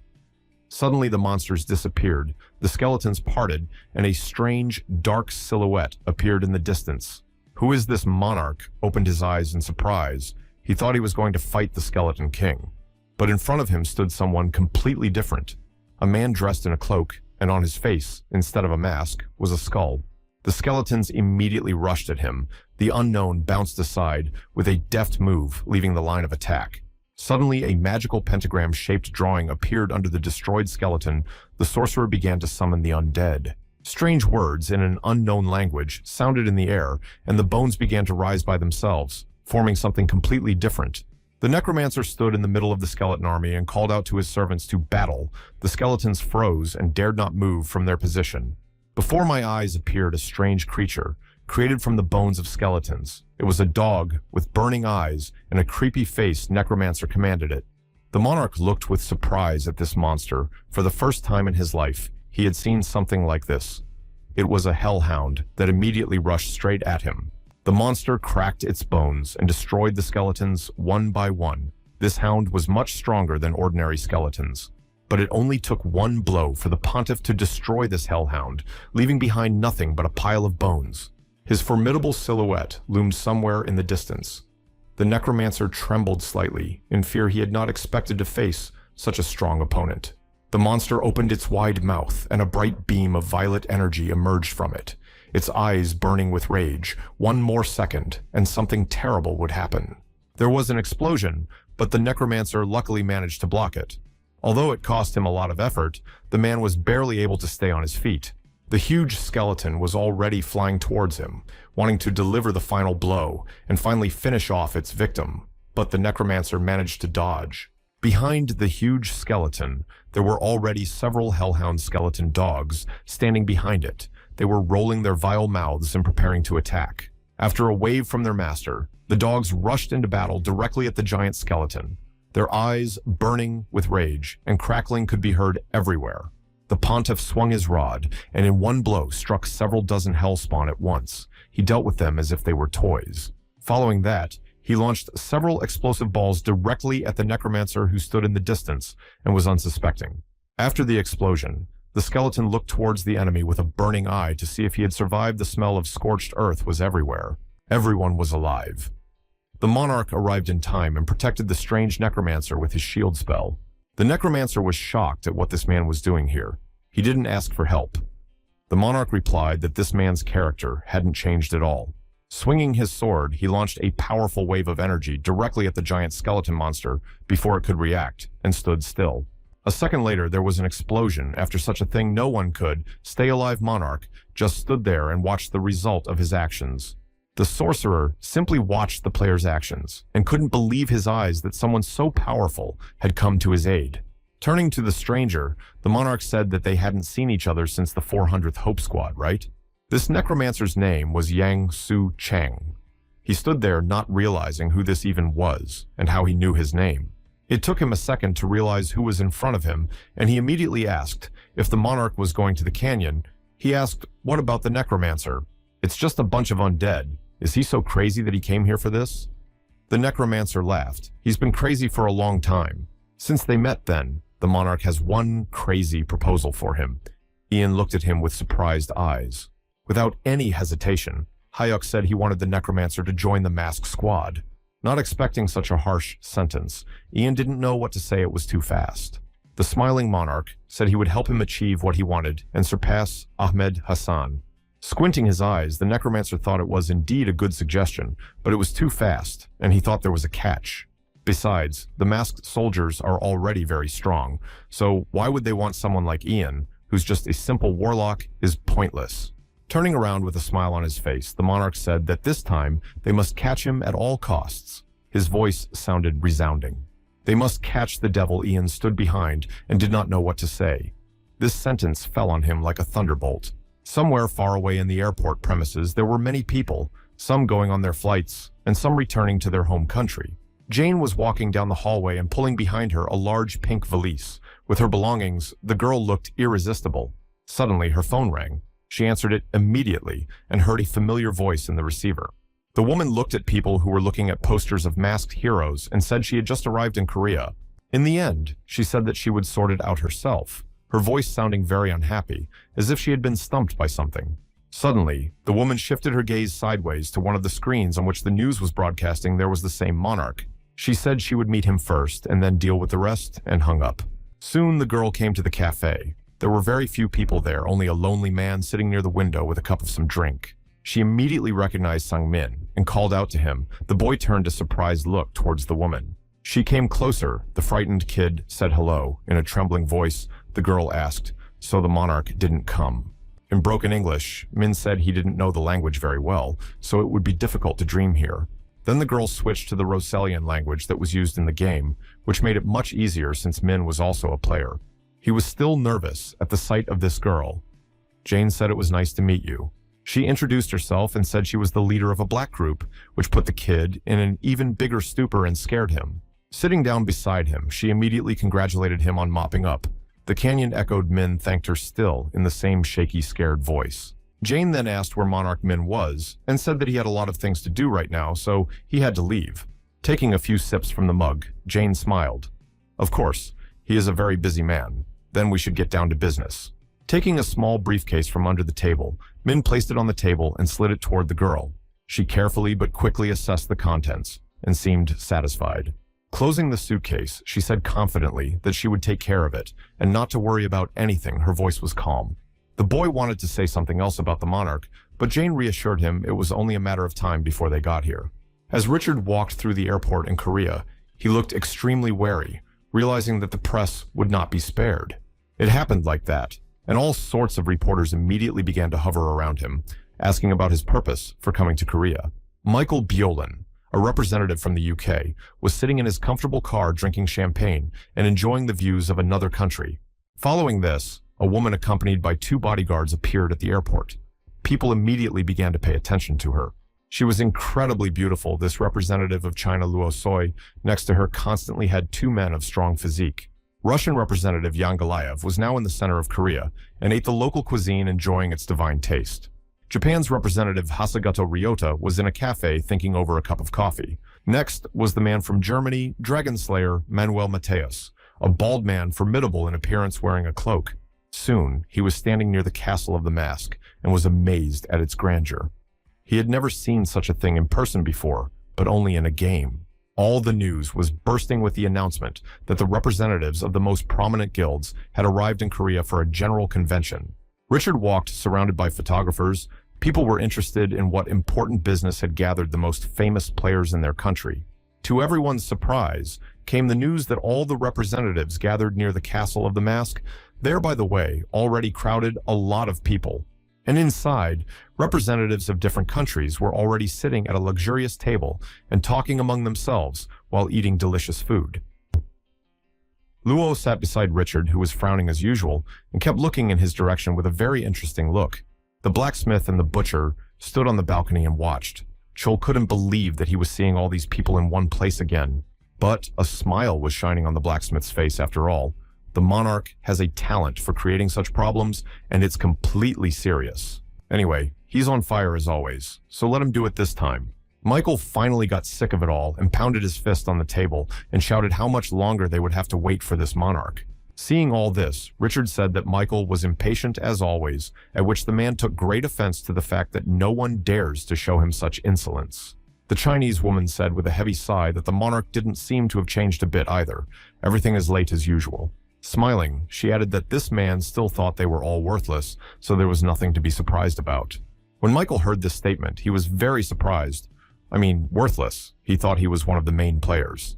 The woman turned to him and clarified, because they were constantly used as expendable material during the game. Pouring a drink from the decanter, Zhang said optimistically that he thought they had helped him get to the final quest after all. Or does she mean that this man could have gotten there without their help? A snide smile appeared on the man's face. But then the Chinese woman could not stand it and shouted after finishing the quest. The monarch, after all, received the entire reward. This is completely unfair. Richard frowned, suggesting that everyone speak frankly, since everything was clear without any unnecessary words. It's not about winning glory. It's about the reward for completing the quest. Luo looked at him with a surprised look and gritted her teeth. Isn't that why they're all here, to see what the reward for the last quest was? That's why they came here from their own countries. A smile appeared on Michael's face, and he said that one thing was clear. The monarch had brought all the items from the game. Let's just look at the equipment of the masked soldiers. It was obviously not made in their world, wasn't it? Galov could not agree more. He too looked at the soldiers. Everything was exactly as Michael said. Something was definitely wrong. Suddenly, the monarch's voice rang out, and everyone else fell silent, turning around to look at Luo, who was still in the same position. The doors opened, and there appeared the monarch with the rest of the masked warrior members. Such a good day should be enjoyed. With a smile on his face, Hyuk asked if they could have imagined that everyone would gather together again at once like that. Michael, who didn't share such enthusiasm, just grinned at him, but it was some kind of bad joke. Gritting his teeth, the Briton said that they had not come here to discuss the old days. They were here for some business. So let Monarch answer why he brought them here. I think Michael was pretty pissed off. Still with the same smile on his face, Hyuk asked him, why does he ask about it? Does it matter now? Let him have fun. But seeing the mood of the guests, he decided to get straight to the point, and with the same smile on his face, he waved his hand. As soon as Richard saw the monarch's hand disappear into thin air, he was surprised, but he could not believe it. Ryota's face rounded up in surprise. This was an interdimensional vault, but how did it get here? Could it really have been brought to this world? But questions were superfluous here. The monarch jerkily took out a large axe from the vault, and that was the answer to all questions. All the guild members present held their breath for the first time in their lives. They had seen something like this and couldn't believe their eyes. Gritting his teeth, Michael hissed, where the monarch even got such things from how he managed to do it. Without the slightest hesitation, Hyuk held out the hammer forward. It once belonged to Mike, didn't it? Now it's here.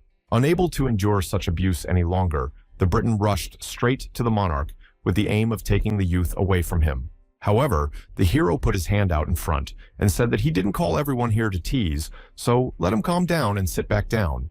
From now on, the arms auction begins, said the monarch, and showed everyone young. Now everyone will have a chance to get their weapons back. Everyone caught their breath for a second and froze in their poses, unable to believe what they had just heard. Michael was the first to come to his senses and shouted that this was nonsense, that it was his hammer and that it was his by right. With a laughing voice, Monarch asked, "Why would this hammer be in his possession from such insolence?" Michael almost swallowed his tongue how to understand it at all. Everything he brought from the game was unintentional. There were no owners. It was just lying on the ground, so Monarch picked it up. Michael could not accept such insolence and just gritted his teeth. He realized that the Monarch was right. Suddenly, for everyone, Richard said that this hammer is him. Michael looked at him with a surprised and angry look. The Briton let out a scream. He couldn't let his favorite weapon go to anyone else but himself. He shouted for him to shut up. But Richard smiled conscientiously and said, "There's an auction here, so what's the problem if Richard participates?" Michael, who wouldn't give up, said that if he did, he would just destroy it, and that would be the end of it. Suddenly a voice called out, asking them to be quiet because the auction was about to begin. The minimum bid is the starting bid is 10 million. Minimum bid is $500,000. A smiling man happily announced the opening of the auction. The bidding had begun. When Jane entered the Monarch's office, the first thing she asked him was if he was acting immorally. Hyuk pretended not to know what he was talking about. After looking at the Monarch, the woman asked what he was even trying to accomplish. That was crazy. Does he want to subdue them, or is he seeking quick enrichment?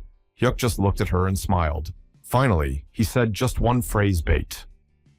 The girl opened her eyes in surprise and didn't realize what he was even talking about. Jane questioned him if she had heard everything accurately. The Monarch nodded his head and continued to smile. He'd set the bait, and they'd take the bait like docile fish. That was the plan. But Jane still didn't understand what the plan was. In the auction room, continued bidding bids reached up to space. 31.5 million here circled just crazy money. Richard Paulson was determined to buy the hammer and was raising the stakes by the minute. He didn't spare any money to get this treasure.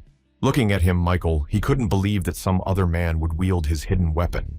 Suddenly, Manuel raised his hand and made some kind of cosmic bet of 200 million. Everyone fell silent. No one dared to bet more. The German looked at everyone with a lifeless stare. The auctioneer asked if anyone wanted to raise the bids, but everyone was silent. So Young went to the representative from Germany. Michael looked at him with a sizzling look. He couldn't let that happen. Eventually, he got bolder and raised his hand and made the next bet, 210 million. He was ready to part with all his money. The auctioneer happily announced the bid and asked if anyone wished to raise it, but everyone was silent. The other participants just looked at Michael and could not believe that he was willing to spend such a huge amount of money. No one dared to say a word. The Briton gave everyone a triumphant look. The auctioneer congratulated him on his purchase and announced that the hammer would go to him. It was time to move on to the next subject. The man turned to his assistant. The girl brought up the next item of the sword of the sun's favor that had previously belonged to Richard. As soon as the American saw it, the man's heart raced. It was his weapon. He couldn't pass up the chance. Michael was now looking at him with a predatory look in his eyes, and there was nothing good in those eyes. The man shamelessly raised his hand and made the next bet 200 million. Richard looked at him with a frightened look. The man couldn't let this man take possession of his weapon. He grabbed his head and began to think hard. The bidding continued. A few hours later, the auction ended, and the bidders went to their rooms, and only Richard walked down the empty street. Suddenly, there was Michael's voice calling his name, and Richard immediately turned around back. The Briton appeared out of the fog and was approaching him from the back in a fast and gait. Richard already foresaw something bad. Approaching his opponent, Michael looked like a beast. His eyes glittered with hatred. He was ready to destroy the American. Trying to keep his voice calm, Richard said that he didn't think they had any unresolved questions about what the matter was. And besides, because of this man, Richard had to spend over 200 million, so he's still in the red. Unwilling to back down, the Brit roared. That money was not important in his eyes, glittered real anger and hatred. Richard had managed to make him very angry, and so Michael now pulled out a small dagger and lunged straight at the man. Naturally, Richard was not going to give up so easily, and with the help of his glove, deftly repulsed the attack. This Briton is always making a big deal out of nothing. Resentment took hold of Michael's heart. He asked, "Since when did an American think he could behave like that?" Swinging his shiv, he shouted that today was the last day Richard would walk on this earth, but the American managed to dodge. This was followed by a powerful straight punch that threw Michael far back, causing him to spit out several teeth. After flying a few meters, hit the ground. Now Richard stood in front of him and said, "Let him not forget that even in that world, Michael, I am not his equal." The American smiled. "And nothing will change here either. He's still stronger and faster, even if he doesn't even try." The bruised Briton could not bear such insolence, and jumping to his feet, immediately rushed into the next attack. Swinging the knife, he launched a huge energy wave. Thank God the American managed to bounce away. After such a powerful blow in the nearest wall was a big hole, there was a distinct smell of scorched earth everywhere. Realizing that it seemed that a fight could not be avoided, Richard drew his sword and prepared to attack. If it was such a case, he would at least have some fun. It looks like this is the point where their childishness ends, and the serious fight begins. American got ready. Michael was ready too. He held his hammer and came closer and closer. Now they were going to fight at full strength, and who knows how it would end. Richard was the first to strike, and he rushed at his opponent, swinging his sword. Grabbing his hammer, Michael ran towards him. Now, if they clash in battle, they will destroy this entire castle. And at the moment when the blow should have happened, nothing happened. They just missed each other without taking a single bit of damage. Infuriated by this turn, Michael shouted for his opponent not to give in to him, but the American thought also why they were not fighting. If this is the case, we should fight in hand-to-hand combat, Richard thought, and delivered the first powerful blow with his fist. The Brit wasn't far behind either, and landed a powerful uppercut on his opponent. Richard backed back up. Both men stood there and understood nothing. Why their weapons were completely useless in a fight. They examined them, but everything was fine. What was even going on here? Richard couldn't understand anything. His sword looked normal, but it wasn't doing any damage. For a few more seconds, they stood looking at their weapons, trying to figure out why they couldn't be used in a normal fight. All this time, the monarch was watching them from the window, a smile on his face as he smiled at the bait they had taken. On the table lay the favor of the sun, and beside it stood the infuriated American. Why didn't the monarch tell him that? Why couldn't you say that you can't use your weapons yet? He knew everything. He didn't say anything. Pretending not to understand, the monarch said he didn't tell him to buy the weapon, so why the complaint? It would have been worth checking before buying if he had enough attributes. American realized the baselessness of the accusations. The man sighed heavily. He had no other option but to agree. So what this monarch wants? What could he even do to get the monarch to help him with this? Hayuk looked at the American with a serious look. Thinking he said there was one favor he would like, the American clenched his fists and prepared for the worst. Hearing the monarch's request, the American opened his mouth. Hayuk said that in America, now there are many dungeons that no one can clear, and he is ready to take them up. Hayuk sat in front of the American and smiled radiantly, but Richard did not understand anything. The man came to be horrified at such a request. He has no power to decide such things. Even with his influence, it is almost impossible. He didn't know how it was done in Korea, but in the United States, the sweep is controlled by the state. The monarch just stared at him.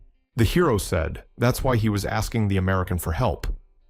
Richard almost swallowed his tongue. He didn't understand how he was going to solve this issue. After a moment's thought, Hyuk replied, "Let them do so if they saw the point of the monarch's existence." In complete confusion, Skoy American left the office. He did not understand how to do it, because this is the management of the country and not trivial children's toys. To his surprise, he noticed the rest of the crew sitting right there, monarch, that they too had been blackmailed. His suspicions were confirmed when the German asked about the monarch blackmailing the American. Richard became even more grim. Looks like the masked monarch outplayed them all. Richard hated to admit it, but he did. The British man went on a rampage and started smashing everything around him in anger at how dare this masked clown lead Michael around by the nose. The British man was like a beast. Whatever it cost, them just need to put a stop to it. The man drew his weapon and started waving it around. Suddenly, Richard said in a completely calm voice that he didn't know if Michael was really that stupid or just pretending. The American spoke calmly, saying if he had any consideration in his head, let him think hard. He thinks he can at least scratch the monarch with his penknife and not make the rest of us laugh and embarrass ourselves. Michael cooled down a little, but there was logic in the American's words. He could do nothing against the masked monarch. Richard suggested that they think it over carefully because the task is serious and there is no way out of it. We need to think hard about whether we should grab that rotten helping hand or let it go. There was silence between them for a second. Nobody knew how to start the conversation because the situation was not the easiest. Several demons swinging their ugly clubs swept straight at their victims in an attempt to destroy them. With one powerful blow, the demon destroyed the skeleton into a pile of bones. But suddenly, Monster found that he was about to be attacked. On the face of the demon was frightened. Monster stared at him with distraught eyes. The skeleton's armor sword swung straight at him, and its empty eye sockets burned bright red fire. The necromancer was in charge of the whole thing, all on an infernal horse that was just a skeleton, and it looked terrifying. Suddenly the monarch appeared and called out to him. He said that the necromancer was truly incredible. Dealing with the Bariaki alone is truly impressive. Su-chan still wondered, why is Monarch doing all this? Doesn't he have enough money? Yuk laughed, necromancer, that he constantly communicates in this manner. Still, he wondered why the monarch had asked all the representatives at the auction for such nonsense. It made no sense. If players get stronger, then will it be easier for me to survive? And why would there be heroes on the other side? The monarch laughed at his disposal. Indeed had an incredible amount of equipment, but if you think about who he could give it to, more than 1 million people have gotten into the game, and Monarch just can't physically provide everything they need. So you have to choose. After all, sooner or later the players themselves will have to become stronger whether they want to or not. Survival depends on it. The necromancer understood in principle what the monarch was talking about, but it still didn't answer the question. The monarch's eyes were filled with the recent events when he lost the closest person to him. When he lost his entire crew, while they were trying to get him safely away, it was all horrible. In front of his eyes were all those images from the recent battle where he had lost everyone he knew and loved. He remembered how he himself stood almost exhausted and tried to just survive while the lifeless bodies of his comrades lay around him. At that moment, he felt like the most miserable person on earth. He was completely alone, having lost everything he had. When he stood in front of a demon so all-powerful that even getting close to him was a very big accomplishment. And also, the hideous smile of that monster so nasty that it was unbearable to even look at him. Now was his only chance to finally get even for all that he had endured. He didn't want to lose, not this time. Tonight, the news channels showed that the necromancer single-handedly mopped up a heavy Bariak road. It was an incredible event. The masked soldiers were successfully attacking in the Bolo wastelands, and the success of the soldiers was unbelievable as they conquered new heights. The monarch has become a national hero, and South Korea is the epitome of player power, with players from all corners of the globe gravitating here. The JVP group's office was in complete chaos. They still couldn't make contact with the masked monarch. It was simply unforgivable. The man burst into screams because South Korea was being watched by the whole world and he didn't care about anything. On the island in the distance could be seen a silhouette standing on one of the mountains. It was a tropical land where eternal summer reigned. Hayuk went into the water up to his knees. A smile shone on his face. He finally felt happy. His plan is coming to fruition. Looking at the beautiful sunset, the boy thought it was just a great time for a walk. Maybe he should have taken a picture and put it on his screensaver. Suddenly, the phone rang to him.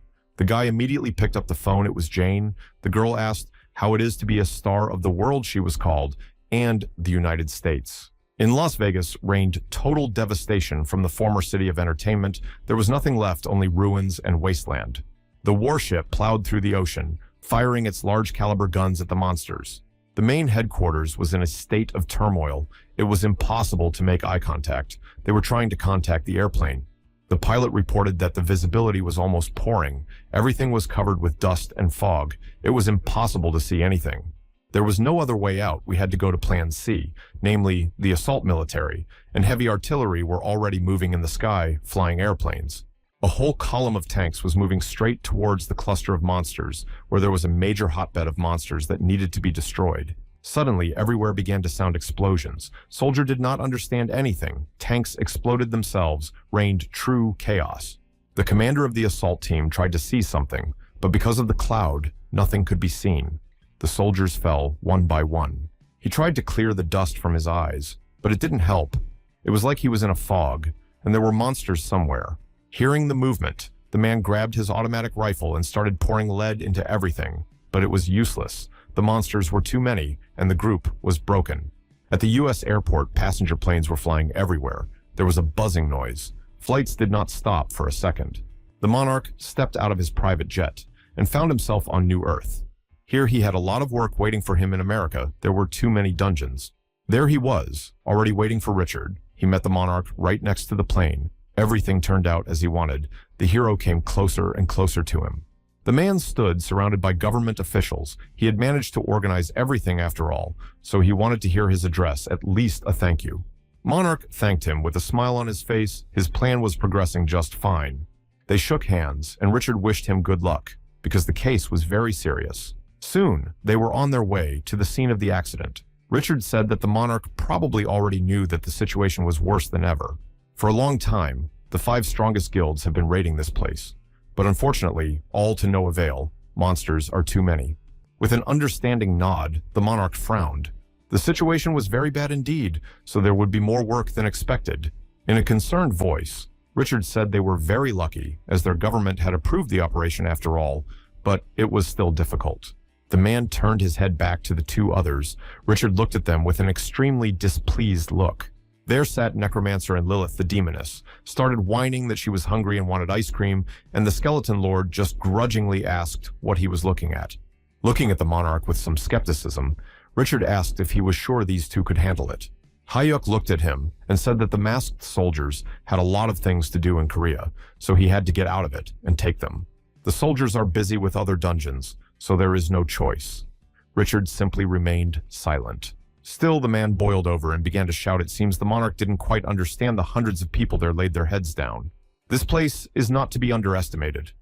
The monarch just listened in silence. Suddenly, the necromancer perked up. He said he didn't understand English well, but whatever Richard told me, he shouldn't worry. Looking at him with his fierce gaze, the necromancer added that he never loses, so there is definitely nothing to worry about. In his head, he mixed up some incomprehensible people. Not even being soldiers will destroy monsters. It was more like a joke. A small drone flew over the deployment site where many people, and especially reporters, had gathered to see the monarch with their own eyes. As soon as the superhero came out, people immediately got their cameras ready and shrieked in surprise. Here he is the highlight of the program. The monarch moved forward with his subjects. The people immediately pointed their camera lenses at him, and there were sounds of flashes everywhere. The ubiquitous journalists tried to ask questions, but the diligent guards pushed them back, and the monarch had too much to do to give interviews. Soon the superheroes approached the scene and were already standing on a small hill, watching the scene. Standing in front, the monarch circled everything with his scrutinizing gaze. The matter was indeed a large labyrinth. Despite even such a trivial name, this place was considered impregnable. Even in the eternal world, the strongest players surrendered once they got there.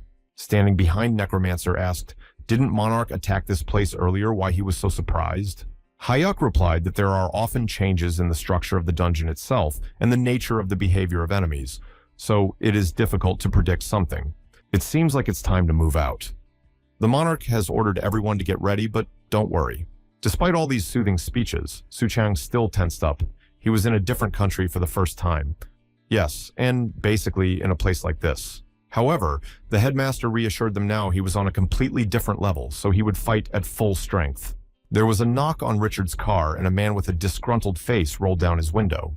It was the head of their guild, Harry Bartland, who looked at his subordinate and asked them if it was just the 3 of them. In his characteristic manner, Richard replied, "Can't he see for himself?" Harry remained silent and ignored the rudeness. It still seemed to him that even for a masked monarch, it was frivolous to not be too relaxed about such a mission. Richard replied that he too had some misgivings, but that he would not interfere, but that he had little faith that this man would not succeed. And yet, one day long ago, the monarch was unable to pass through the labyrinth and was crushed by a crushing defeat, losing his arm. Soon, they were already down into the labyrinth. The necromancer was a little worried because of this fog. It was hard to know which direction to go. The monarch ahead warned that no one should let their guard down. Anything could happen here. They could get lost and then get eaten by monsters. It's not exactly encouraging for the company, but still. They continued to move forward. Lilith begged for ice cream. She was hungry, even though the girl kept whimpering. Eventually, the monarch ran out of patience, and he promised to give her 10 grand when they finished their mission. It seemed to work, and she shut up. The necromancer moved closer and wondered why the monarch even brought her here. She wasn't even human, but Hayuk reassured him it was okay. He just wanted to check something, and that's all. The necromancer looked at him incredulously. Suchan began to turn his head around. It seemed to him that they had been walking for hours, and there was nothing visible. Suddenly, he noticed something lying in the desert, and looked closer. What he saw shocked the necromancer. In front of him lay the body of the monarch. The man opened his eyes in fear. Goosebumps ran through his body. It was impossible.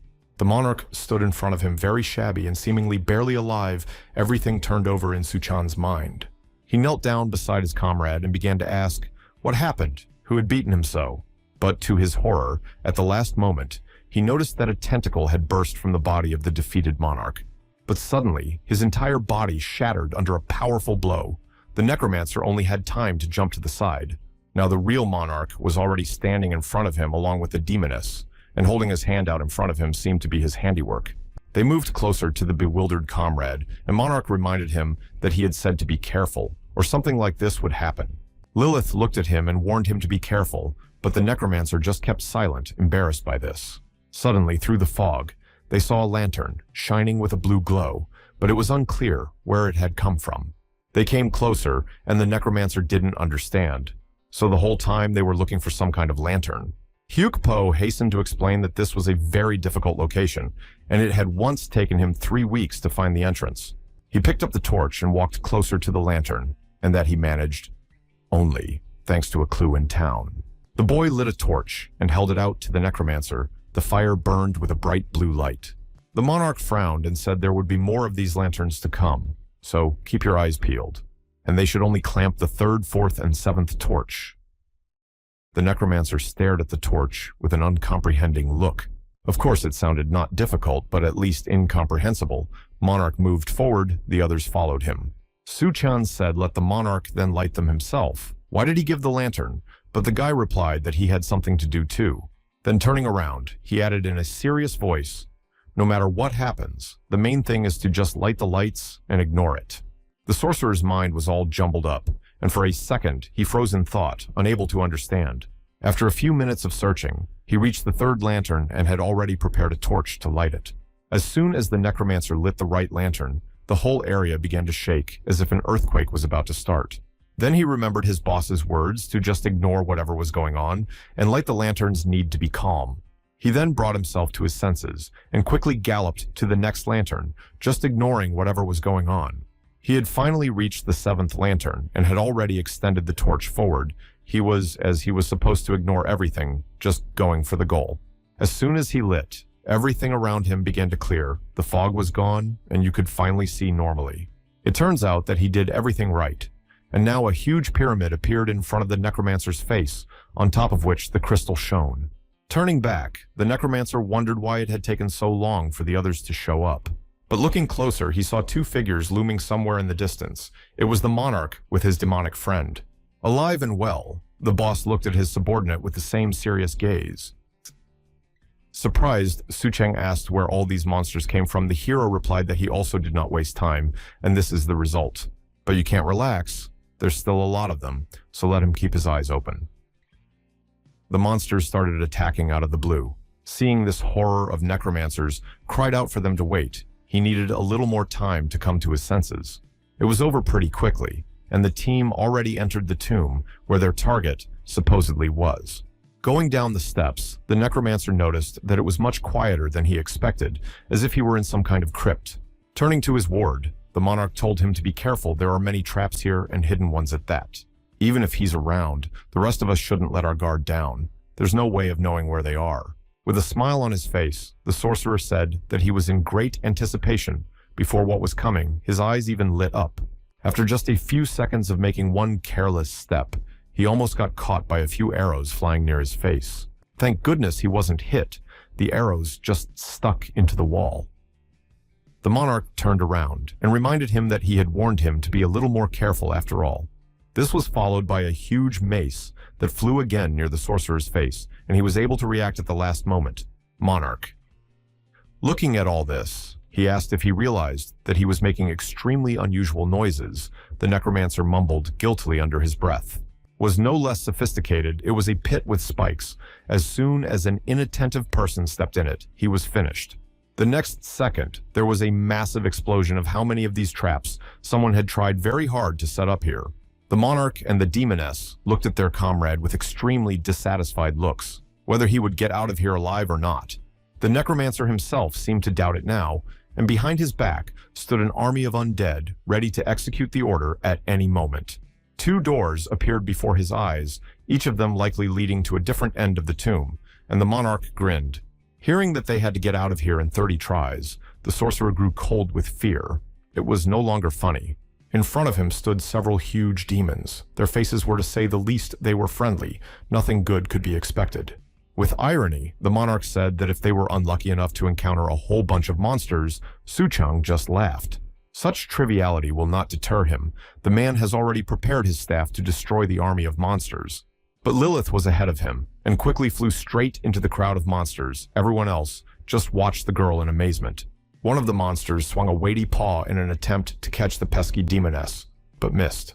She was flying at a tremendous speed. None of the demons could catch her or even get close.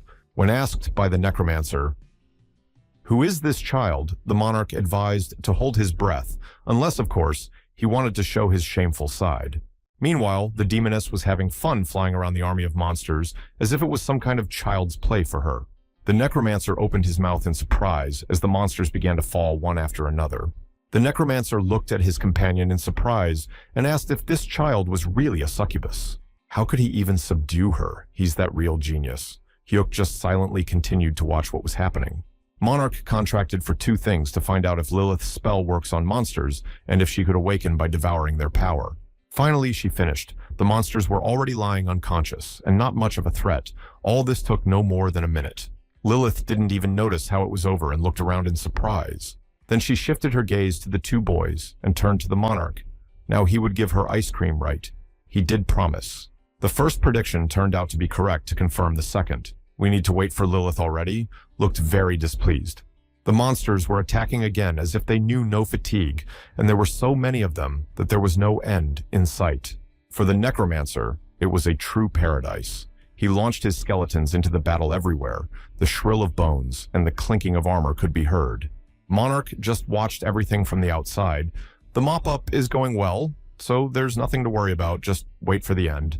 First, thanks to the power of Lilith, this girl was a rare ally, and she could easily deal with evil. Secondly, the necromancer with his skeletons was a huge help. Thanks to these two, they easily managed the sweep.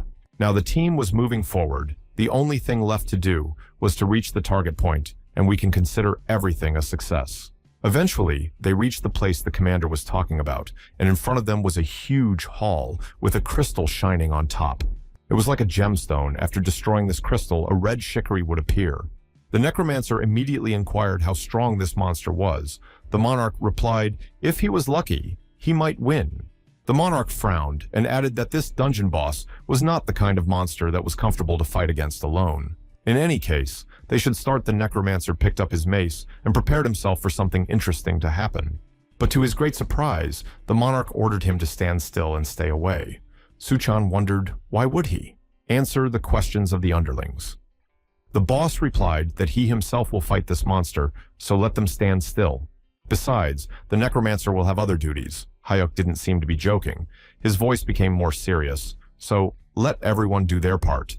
The town was in turmoil at this time. Everyone was looking at their phones and opened YouTube. There was something incredible going on. People have never seen anything like this before. All eyes were staring straight into the monitors. People were waiting for the great battle. A man burst into the office and ordered his co-workers to open YouTube immediately because something big was about to start. People began to whisper, why such a commotion? All eyes shifted to the shouting man. The monarch is now attacking the Great Labyrinth. It was an unmissable broadcast with over 30 million people watching. People couldn't believe their eyes and just opened their mouths in amazement that no one had ever done such a thing before. Probably a historic event was about to take place. The monarch, meanwhile, was climbing straight up the steps to the crystal with only seconds left. The hero stopped right in front of him and prepared to destroy. He gathered his thoughts. Now there was a very serious battle to be fought. He swung around, and with a single, powerful blow of his fist, he shattered the crystal into several pieces. A second later, the entire room was covered in smoke, and the silhouette of a huge monster could be heard through the shroud of smoke. In front of him stood the boss of this dungeon, a monster clad in armor and wearing a helmet with huge horns on his head. Hyuk stuck his hand into his spatial inventory and began searching for a suitable weapon. The guy didn't seem worried about what was going on at all. Then pulled out a scroll of distortion. This thing allowed the user to move to any convenient time and place.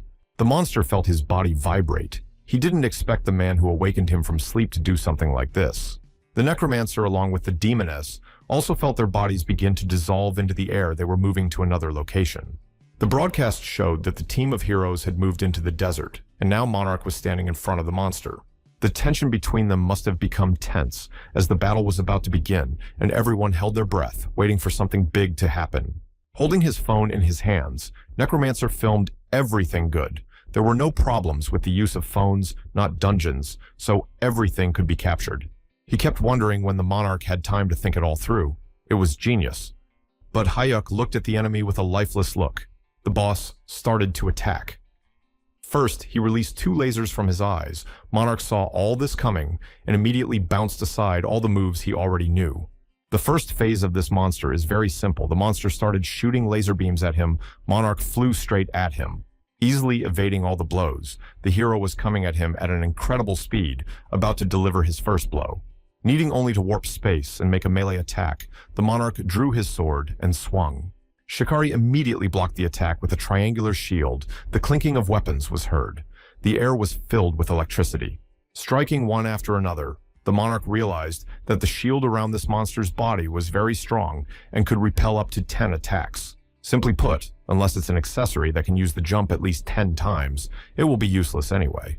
With one swift blow, the Monarch shredded Shikari's shield like a toy. The demon bounced backwards in an attempt to get out of the line of attack. Now comes the second phase of the monster. He began to change, as if dissolving into thin air, strengthening his body. In front of them stood a completely different monster, now that he looked like a centaur. And in his hands were 2 huge swords. The monster was laughing at his opponents. He stood on his haunches, his eyes burning bright green fire. Now he was going to trample these people like bugs. No one dare stand in his way. A heavy thump was heard in the air and a column of dust rose up. The ground began to shake underfoot as the centaur kicked its hooves right in front of the Monarch. It was his third attack, and it was also foreseeable. With an easy dodge, the Monarch bounced to the side. The monster slammed its horns right into the nearest rock, making a large dent in it. He was breathing heavily, smoke billowing out of his mouth. The monster was furious that some bug would dare to mock him like that. The Monarch asked his underlings if they knew what to do. The hero was already preparing to strike next. He jumped up and swung the sharp blade just as the centaur's back was turned to him. It was the perfect chance to attack. Applying a critical strike, Hyuk released a shockwave into the monster that struck the monster in an instant. Shikari's whole body shuddered in surprise. Soon, the enemy was defeated. The items that fell out of him were Shikari swords. Quite a useful thing if you think about it. People watched in amazement and awe as the raid was over in just a few minutes. Monarch really was incredible. The audience didn't even realize what it was, just stared at their monitors with their eyes wide with surprise. Sitting in his car, Richard was shocked that the Monarch had dealt with this monster so easily that he didn't even have time to blink an eye. The guild leader sitting next to him had assumed that Monarch was strong, but he couldn't think that he was that strong. Richard said that this dungeon is constantly being updated. Monster has not given up on life. He will fight other players again and again. The commander looked at him with a thoughtful look. Then there was only one option. Suddenly, Richard's phone rang. He immediately picked it up, and the phrase "merfolk" appeared, which made the man flinch. Richard looked worriedly in front of him and began to speak in a sort of muffled voice. He named places on the world map of the game, but the boss could not understand where it all led. Richard even mentioned the paradise island of Brarheim floating in the sky with a huge castle on it. The man asked what he thought would happen if all these places started to materialize in the real world. The boss was horrified it couldn't be. Richard understood that even a masked monarch with his power couldn't clean up these places alone. It was too complicated. It meant only one thing. The man was staring into the screen of the phone where a live feed with the monarch was being shown. The hero fought the monster with all his might, but Richard realized that in such a case, all players need to become stronger immediately. On the screen of the smartphone was an image of a horrible monster that looked like a goblin, but had 4 arms. The monarch looked at the monster with a pensive gaze, but it seemed familiar enough to him. Junior appeared behind him, and apparently seeing the confusion on his brother's face, asked what kind of monster it was. It was the first time he had ever seen something like this. Monster looked not only scary, but also vile. Its eyes were vacant. Hyuk explained to his brother that Junior had parted with his life before it started to happen. Min looked at him with a surprised look. Lowering his eyes, the monarch continued. There used to be a psycho who used humans and monsters to crossbreed them. After this phrase, Min visibly tensed up. It put him in a stupor. What does it mean to scramble down his back ran goosebumps. A horrible guess came to mind then. This monster is the result of some kind of mutation. Monarch confirmed it was like that, and it's too bad Edgar Gonzalez is back in the real world from the game, and that's a problem. On the streets of the deserted city wandered horrible monsters were orcs or goblins, but they looked completely different. The monarch looked at them from the side, his insides filled with disgust, for he saw before him a hybrid of monster and man. In a small house, there was a meeting of heroes. They were extremely worried about catching this Mexican, who had already subjugated several villages in a month. Michael was furious that Ruthless Psycho was using the players as lab rats. Now, that's a serious problem. The monarch just looked at him. He understood everything perfectly well, but for now, it was necessary to at least make a plan of further actions. He soon met up with Jane and began asking her about the scientist's whereabouts, but it was expensive information. The woman smiled and said that this time she would give him the information for nothing, but only once. Soon, the monarch came to some ruined house, opening the door with his foot. The first thing he saw was a man kneeling. He had crazy black eyes. It was the same Edgar with crazy eyes. Looking at the monarch, he said he wanted to use him as a test subject. The hero didn't say anything and just swung his sword to destroy this monster before it did something else. And now the monarch was already sitting in the cafe. Jane came up to him and noticed that he was early. She immediately inquired how the photo that was taken during the battle seemed to come out while the woman was smiling. Without further ado, the monarch immediately asked the question. She had managed to locate the location. Jane replied that she was now looking into it closely. But ever since the hybrid had appeared in Japan, she had believed with complete certainty that their target was there. The monarch was very surprised. The guy asked if he could call Ryota. He's from Japan, so he should know. Sitting in his dojo, Ryota received a call from the Company of Darkness. He had already guessed who was calling, but only for what reason. He and his assistant were sitting near the entrance and brought the receiver to his ear. There immediately came a familiar voice. The monarch asked if the Japanese was familiar with Edward Gonzalez Ryota, and after these words he became visibly tense. He didn't expect the monarch to call him personally, and was even a little scared, but Hayuk kept talking. It seemed like this guy was in Japan right now. In any case, the monarch has decided to come in person to settle the matter. Ryota became visibly gloomy, and the matter seems to be serious since the monarch himself is coming. Jane looked at Hayuk in surprise. He was going to Japan. The guy replied that it was partly because of that, but there was something else to be decided. He would need to take care of some more business while he was in Japan. The girl only looked at him with surprise. A few hours later, the monarch was already in Japan and walked into Ginza, a private tattoo parlor where a woman was already waiting for him. The hero a little tense. After all, with this man, they have not seen for a long time. The guy said hello first. In front of him sat a girl named Kurihara. She was dressed in a Japanese kimono and had many Yakuza-like tattoos on her body. In Japan, there were very many tattoo masters. They had a skill with which they could bestow a certain power through their hands.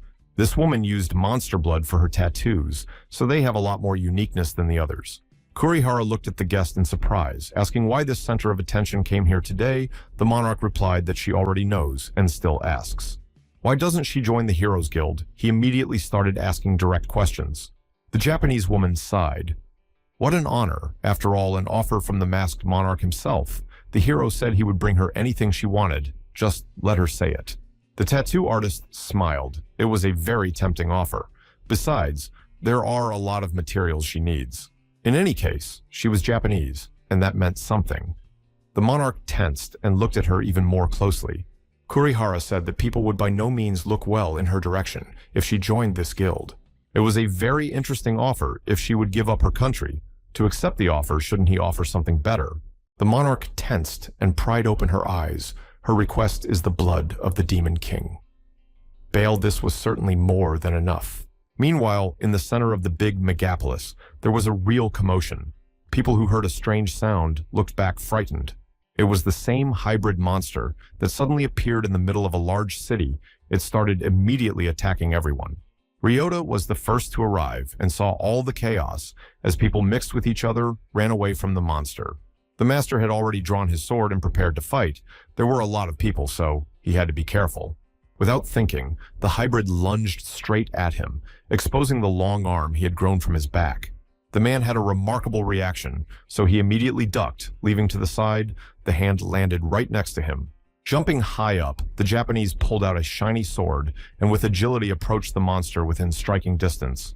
There was a crackling sound, and he landed several dozen precise blows before the monster could even think of anything. At this time, the stranger was watching the scene, standing on the roof of one of the tall buildings. It was a man with red hair tied into 2 pigtails on his face. He had a smile. The spiritual swordsman impressed him. Several guards dressed in neat suits were on duty near where the temple master was. Sitting in his seat, Ryota was meditating as usual, focusing on the spiritual energy within his body, but the man already knew that someone had come to see him.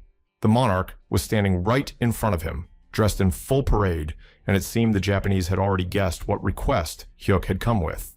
In a serious voice, the hero said it was the first time they had met together, just the 2 of them. Being a hospitable host, Ryota poured his guest a cup of fragrant tea, the smell of which immediately filled the room. However, the monarch refused. The Japanese was a little upset. He had, after all, prepared it especially for his arrival.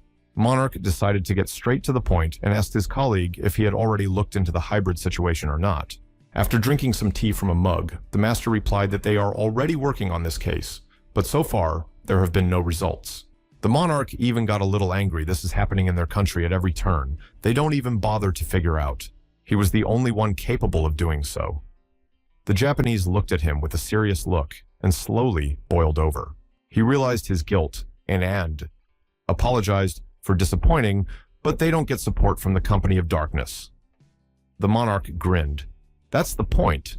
The hero told me that the monsters inside the dungeon have specific negative energy, depending on their type. Sometimes this mana is saturated, and there is an explosion of great power capable of destroying everything around. That's what they call oversaturation. The Japanese listened carefully to every word. It was new to him. The man asked why the monarch is telling this. The hero frowned. He knows that one dungeon that can't be cleared has appeared where the king lives. Ryota twitched. He said, "What about that site in the center of town?" The monarch said he was giving him 3 days.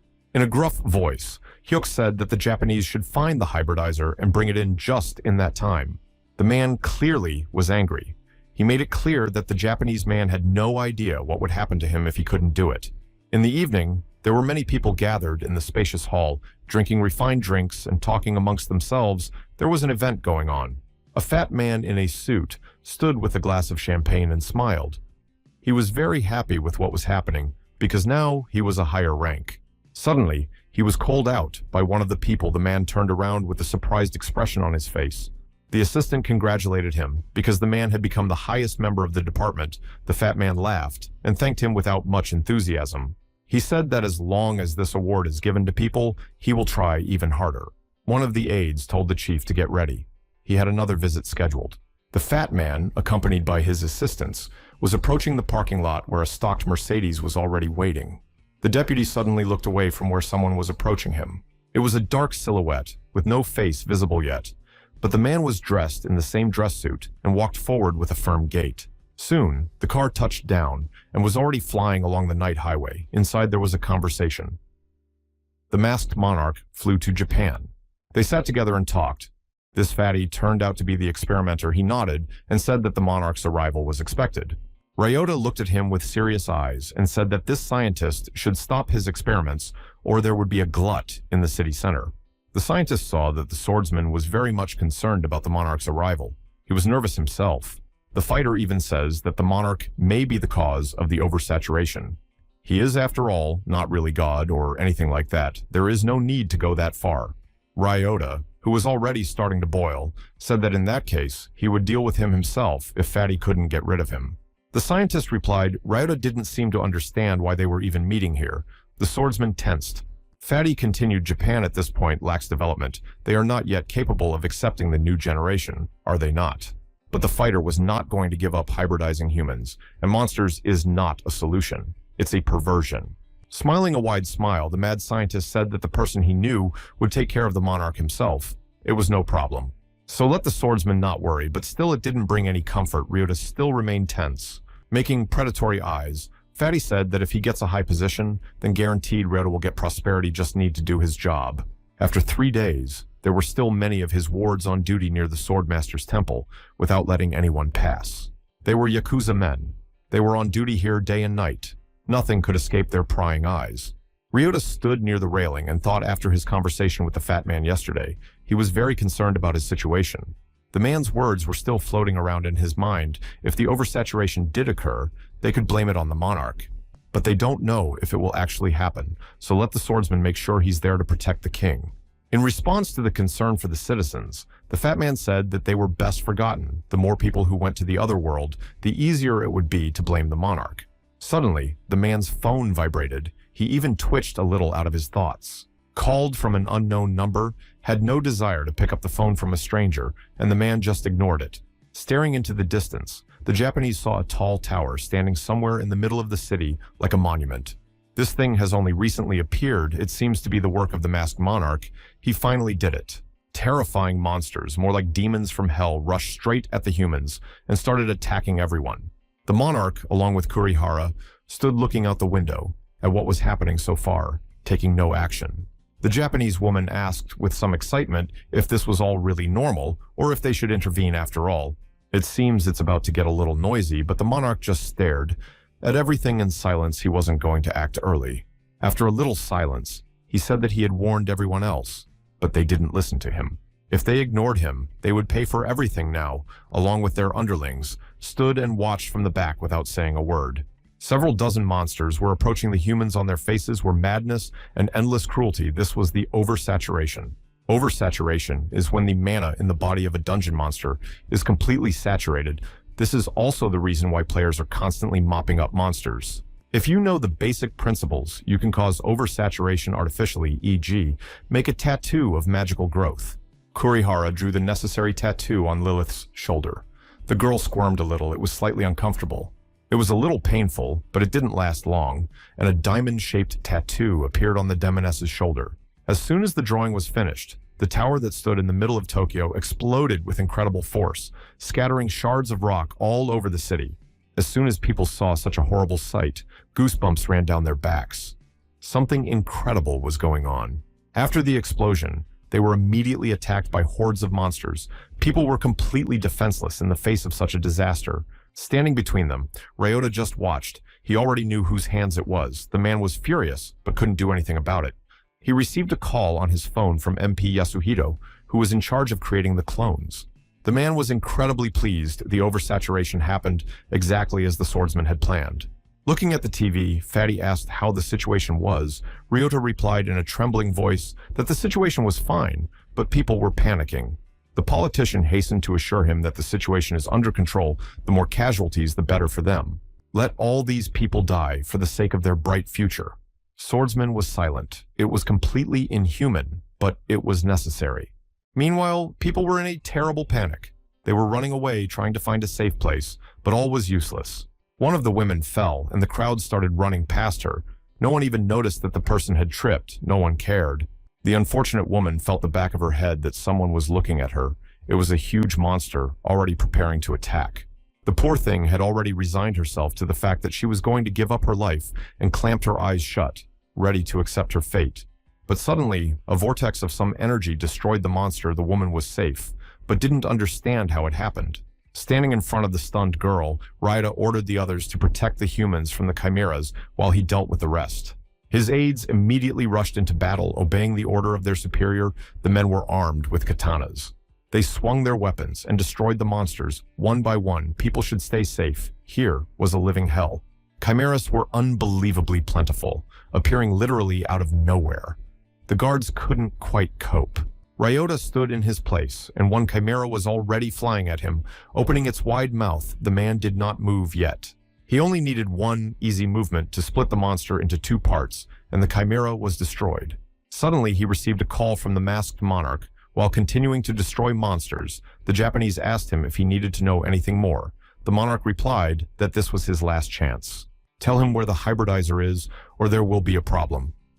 The Japanese stopped, and the monsters jumped on him. Still, the swordsman broke down and said he would send the location. The monarch's cheery voice said there was something else to ask for. The swordsman's subordinate looked forward in surprise. Something strange was happening there. The man almost swallowed his tongue. For some reason, the monsters were returning to their places. They seemed to have lost interest in the humans and were now going somewhere in the same direction. The guys looked closely and saw that one of the monsters had a diamond-shaped tattoo. Kurihara looked admiringly at the invisibility cloak. It was an incredibly useful thing. The monarch said he could get a lot of them. The succubi were already in the process of sedating the chimeras to safely transport them to a remote location, while the humans let them stay safe. Japanese girl got a tattoo that can control these monsters, so looked like a real oversaturation. Monarch noticed that he too can cause oversaturation if he wants to, but you can't let innocent people get hurt, can't you? Smiling, Kurihara looked at the monarch. He does have a keen sense of justice. However, what he meant by who was hiding behind Raida's back, the monarch continued to watch what was happening. The woman didn't stop. Perhaps he was referring to the one helping the swordmaster. She was incredibly perceptive, and the monarch understood that. He remembered the fat guy who was always making mistakes around Ryota, and it was possible that he was behind all of this. What's more, Monarch hired a photographer to follow him around and dug up some very good dirt. Hayuk had long suspected that some important person had made a pact with Ryota, and it was impossible to ignore it. At that time, there could be a national problem. If the masked monarchs make a wrong move, it could turn into a disaster. He looked at Jane, who was talking to him through the video link. Then it would be easy. The monarch will just leave it to him to take care of his country. That will be the solution to the problem, so don't let him take offense. Somewhere far away, in an underground laboratory, were flasks with monsters immersed in some kind of liquid.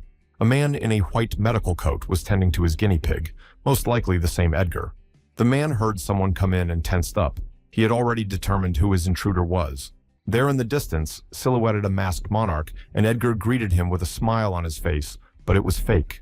Hayuk and Kurihara had decided to deal with him personally, and were now standing right in front of the mad scientist's face.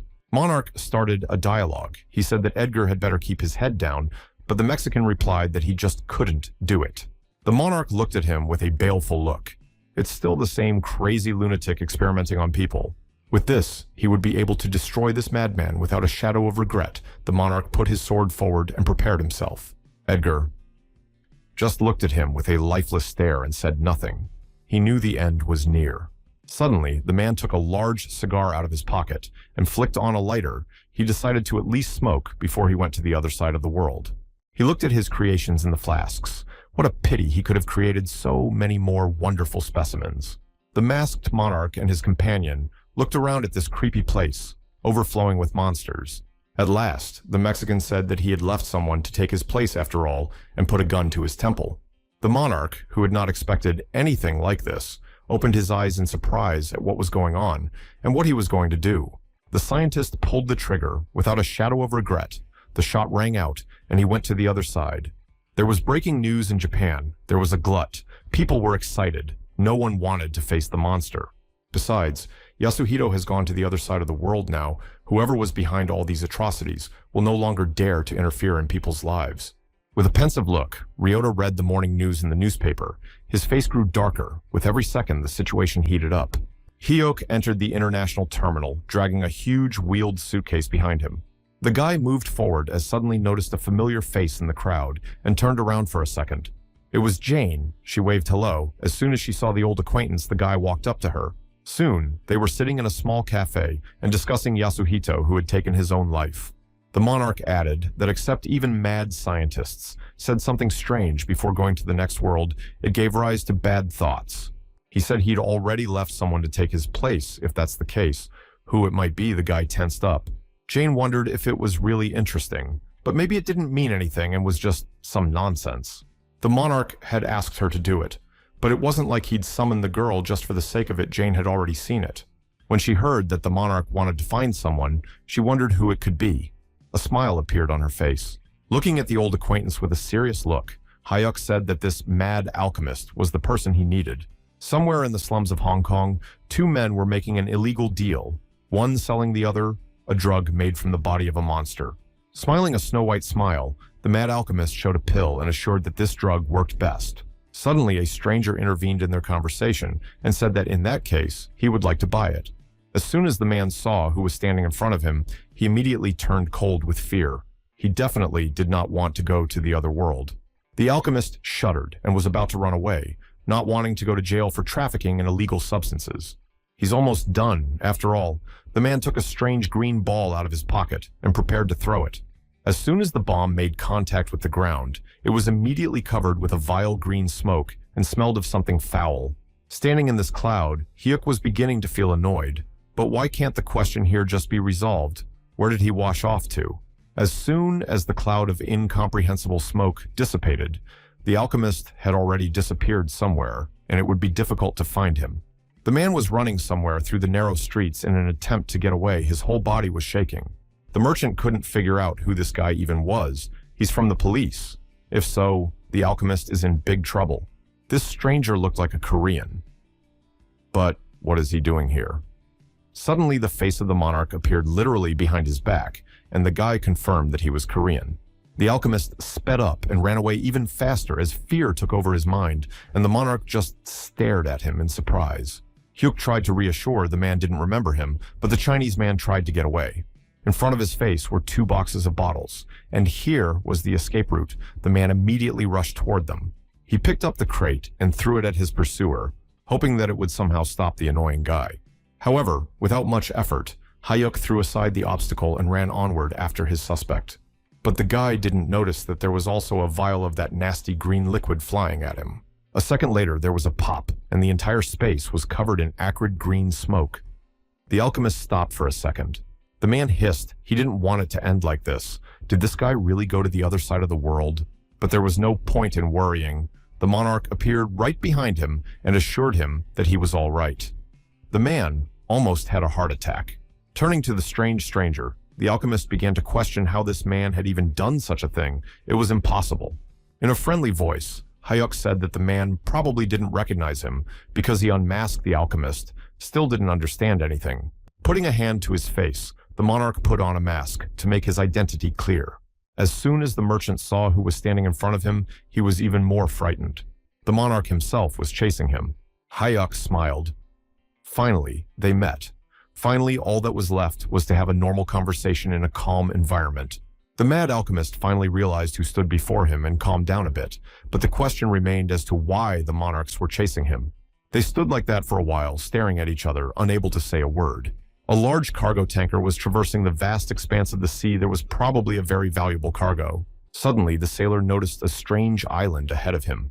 Had he been there before, he had to check the map. The captain himself shifted his gaze to the island.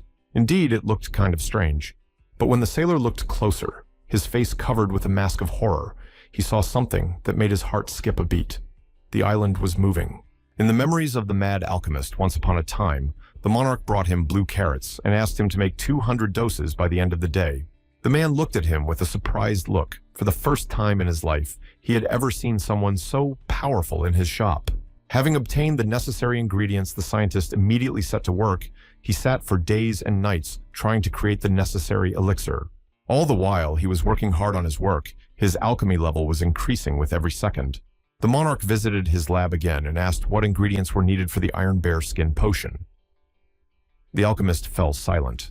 The customer again brought him everything he needed, and the scientist redoubled his efforts, and his chemistry level rose to 500. He worked tirelessly. The man was very tired, but orders came one after another. His head was just bursting. Eventually, his face changed. Under his eyes appeared circles, and on his face, stubble, but his alchemy level reached the maximum. Now they were sitting on an airplane and heading to their destination. The alchemist was furious. He was constantly practicing alchemy and almost went insane. In a calm voice, the monarch asked if it was legal to sell potions made from the lifeless bodies of monsters. The alchemist shouted he had to make money. Suddenly, a flight attendant approached them and asked them to be quiet. Monarch smiled politely, and alchemist averted his eyes. Soon, they arrived at the place. The scientist said that in any case, if he was treated like that, he would leave the monarch, assured that everything would be fine. At the airport, no worse for waiting for Min, he saw the older man and waved his hand. The monarch turned around. He cheerfully greeted his younger brother, who stood and smiled, looking at his brother and the legendary alchemist. He approached the man and said with admiration that he knew the scholar was making over 100 potions a day.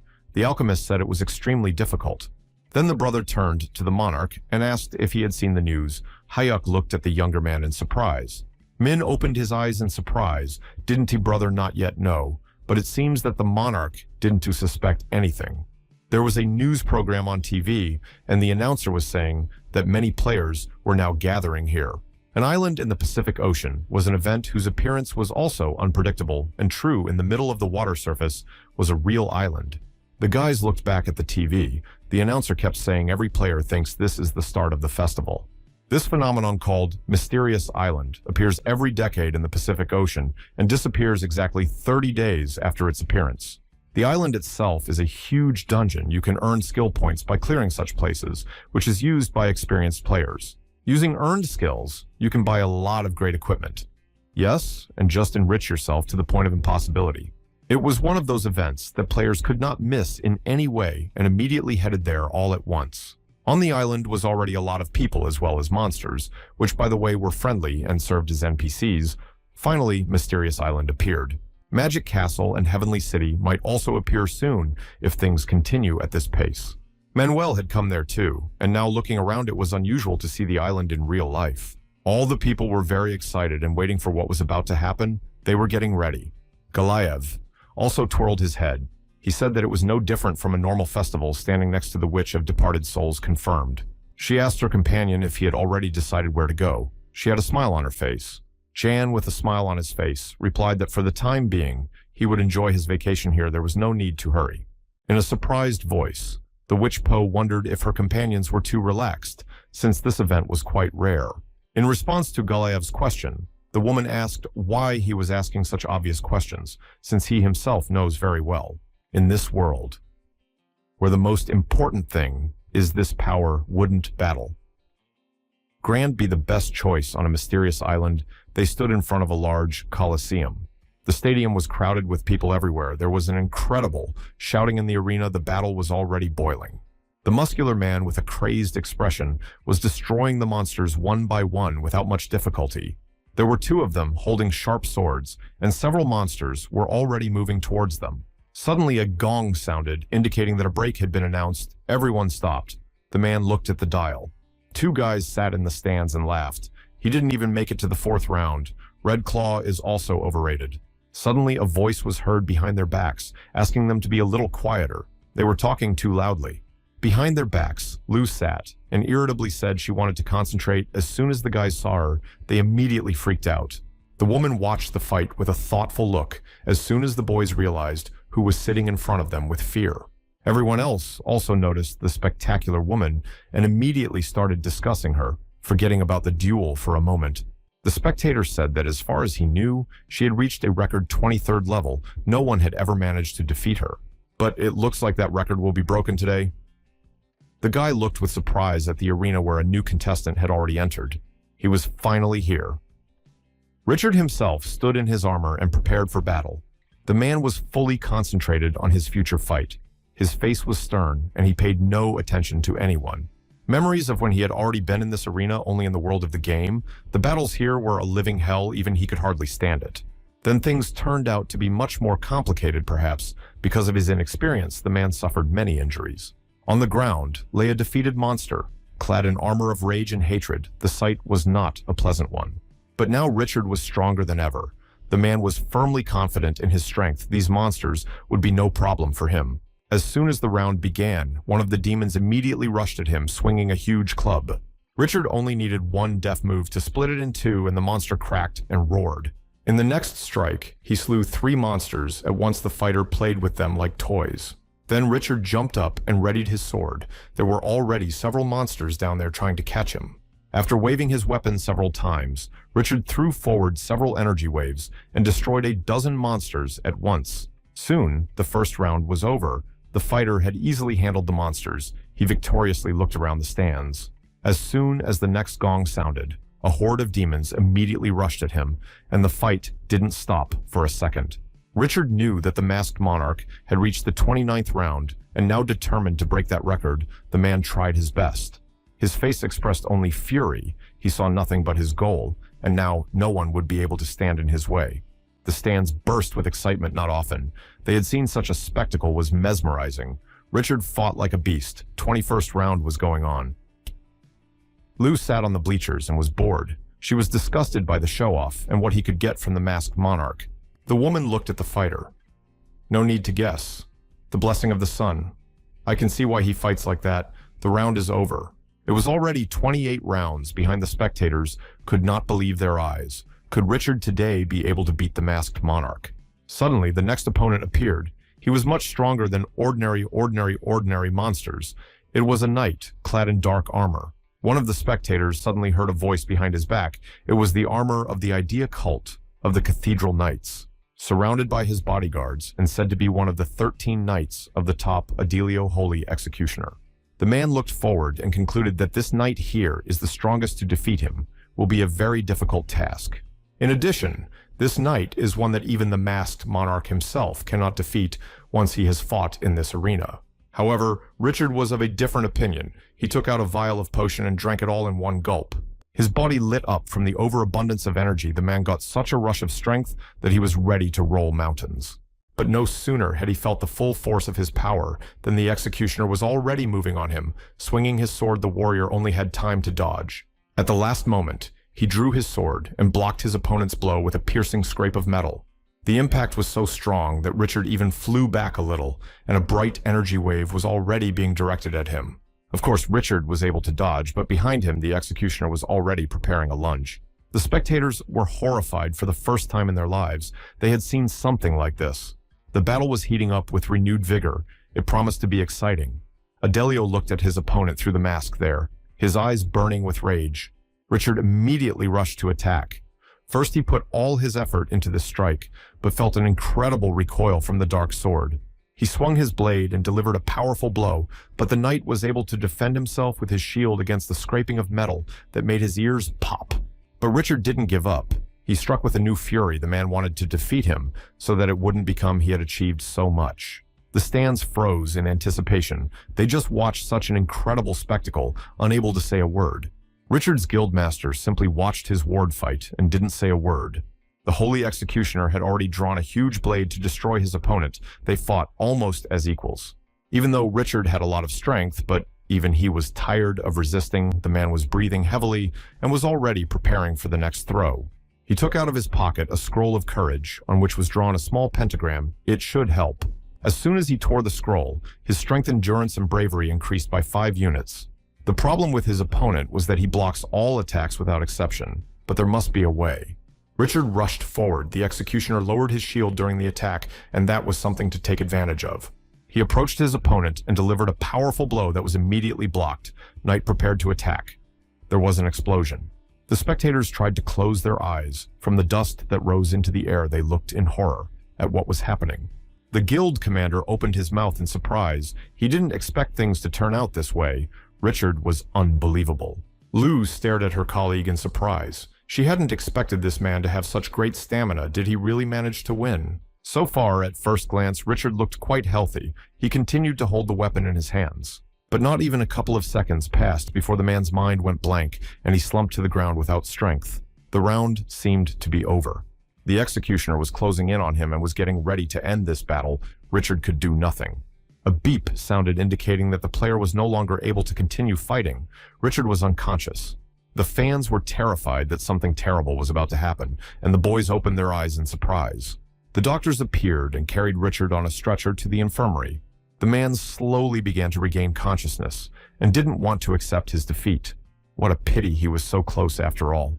But instead of him, someone else very familiar entered the arena. It was the masked monarch. He decided to take part in the battle. The kid in the stands was delighted. His eyes widened to the limit. He didn't expect to see the monarch. But that was it. The masked monarch was the next participant in the duel, and he stood fully prepared for battle. A few dozen monsters were already running towards him with their wide, ghastly mouths open. The first round began. At this time, the market was buzzing with activity, with many people discussing the fight and making their purchases. Kurihara looked around the merchandise, looking for what she needed. Her face was full of concentration. Standing nearby, Min asked with incomprehension, "She really buys?" This junior had already managed to become a sunset swordsman and spoke Japanese. The guy scratched the back of his head and said that he had studied this language. Even though it was a nickname his brother had come up with, it was still kind of awkward. Japanese woman asked, "Where are the others?" Min replied that the team members most likely went to score points now. The butcher and necromancer are probably in the lava dungeon right now. They are most likely fighting the undead. Michael Chan, aka the Mad Alchemist, said he'd go to a casino to place bets. He was an avid gambler. Sighing heavily, Kurihara said that everyone enjoys this place. They moved together through the market. Min replied, "The island is an opportunity for everyone. If you have points, you have the opportunity to buy many rare items that helped in battle." The woman nodded her head in agreement, all the same. There was a strange expression on her face. She was preoccupied with something. Still, the boy dared to ask Kurihara looking for something specific. The woman replied that she didn't want to offend anyone, but she was just having fun. In that case, the younger one asked if she wanted to go with him to see the tournament where his brother was participating. There should be interesting. The woman asked if it would be fun. Min nodded readily. Of course it would be exciting. It's probably going to be the biggest event on this island, so it's definitely worth going to. The Japanese woman looked at Ming in surprise. She seemed to be interested, so she agreed. At this time, Richard was brought to a resting place. The man lay with his eyes closed and tried to recover. But he couldn't stay in one place for long and got up from the bed. His whole body ached after such a strong blow. His memory was finally starting to come back to him. It seemed he had passed out during the fight and was brought here. His body could not withstand such a load, and unsurprisingly, the opponent seemed very strong. His thoughts were interrupted by a goblin-like beast, but it seemed to be friendly. It was a hospital employee who greeted the patient with joy. The staff member announced that for passing the 28th round, Richard had received 3,240 points on the creature's face was a smile. The strange creature kept on gibbering, and Richard understood nothing, and just looked into his eyes. His head was splitting. Eventually, the employee wished him a good time and left the room with the same smile on his face. The man still didn't understand anything, and even blushed with irritation. This weirdo just said it and took off. But still, he had no desire to sit here, so he decided to go and continue watching the round as a spectator. As soon as Richard stepped into the bleachers, the screaming of the spectators came to his ears, and he looked closer. What he saw threw him into a slight shock. It was the masked monarch. He was holding a bloody sword and seemed to be victorious. Richard was speechless at this and stared wide-eyed at what was happening, unable to move from his seat. It seems the unbelievable happened. The masked monarch defeated the executioner without any effort. It was incredible. The 29th round was over. The monarch had emerged victorious. He simply looked at his defeated opponent with a look of contempt. The final round began, and there was another knight, much bigger than the previous one, and as likely to be stronger. He had already attacked the monarch. Without any difficulty, the monarch dodged and struck his opponent directly into his mask. A clinking of metal was heard. The knight flew back a decent distance, but immediately prepared to strike a second blow with a roar from his wide mouth. Monarch didn't have time to dodge and flew straight into the wall. Da Knight lived up to the name of the final boss of the arena. But Hayuk didn't plan to give up. He pounced on the knight and began to deliver a flurry of blows. Everywhere the roar of the crowd could be heard. There was such an incredible wind that the people could hardly stay in their seats. The battle was even more exciting. Standing in the stands, Richard still couldn't believe it was really the masked monarch. He was now fighting the final boss. How could this be possible? But then the unthinkable happened. With one deft move, the monarch separated his opponent's arm, and the knight was left unarmed. The hero used Dragon's Blood Awakening and prepared to send his opponent to the other world with a jagged blade in his hands. With an incredibly fast dash, he approached the knight and landed several dozen precise blows. A beep sounded. The round was over. The monarch emerged victorious and now stood in the center of the arena. The audience exploded at the sight, and Richard stood somewhere behind and couldn't believe his eyes. Hyuk looked at everyone with a victorious look. He passed the arena without much difficulty and satisfied his ego. Earlier, Hyuk decided to go to the gun shop to spend the points he earned. There were many different kinds of weapons. Some muttering of praise to him of the ascension tribute of the new hero of the mysterious island reached his hearing. The monarch looked to the side and saw a hunched old man dressed in a cloak, probably the owner of this place. Saying that he had a gift for him, the old man presented the monarch with a strange book glowing with yellow light. It was a guidebook. It had several hieroglyphics written on it. The salesman invited me to choose anything, but he reminded me that you can only choose one thing. Hyuk took a closer look and chose wisely. The old man kept repeating that you could only choose one item on the pages of the handbook. There were many different kinds of uniforms. After a little thought, the monarch made his choice by pointing his finger at one of the items. The old man grinned and said in a voluptuous voice that he respected the monarch's choice. In front of the guy's eyes appeared a flask with a blue-colored potion. Just what he needed now was a potion removing limits. As soon as Hayuk drank the potion, he felt that his body began to change. Some incredible lightness appeared in his chest from where the light was coming from. He stood in the arena and enjoyed his moment of glory. The audience screamed she was in awe of her hero. The monarch shifted his gaze to the side and noticed that on the plaque was an inscription he had reached the 301st level. Somewhere in the depths of Russia in his house sat an artist and continued to paint an unfinished masterpiece. In the room reigned disorder. As soon as the man made the last stroke of the brush, the painting began to glow with a blue luminescence. The artist froze in place, unable to tear his gaze away. But unfortunately, after a few seconds, the painting began to crack and exploded into many pieces. The man lowered his eyes. Is this really the limit? An unpleasant feeling of longing and sadness settled in his chest. Suddenly, the phone lying on the table next to him vibrated and someone was calling him. Coming closer, the artist took the phone in his hands and looked at the screen. After a second, his expression changed. Several hundred kilometers away, a girl sat in a German workshop and worked hard. Suddenly, she felt that someone was in the workshop besides her. The girl tensed up, pulling back the box. In the desk, she started rummaging around in there and soon found a gun and a pack of ammunition. Armed, the girl walked around the workshop in an attempt to find the intruder. Her footsteps were as quiet as possible. Hiding behind one of the walls, she tried not to breathe. Somewhere in the back of the workshop, an unidentifiable silhouette was walking around. It was a man with a bandage on his head. In a stern voice, the owner of the gun said she would advise against making any sudden movements. The girl pointed the barrel directly at the intruder and asked how he got here and heard the click of the shutter. The man theatrically threw his hands up in the air and said pitifully that he had finally been noticed. It was Chol with a smile on his face. He said he wanted to call, but decided at the last minute to do a little surprise. The girl froze in place, but still held the gun by inertia. Lifting her glasses, she looked at the man with obvious surprise. It was an old acquaintance of hers, but what was he doing here?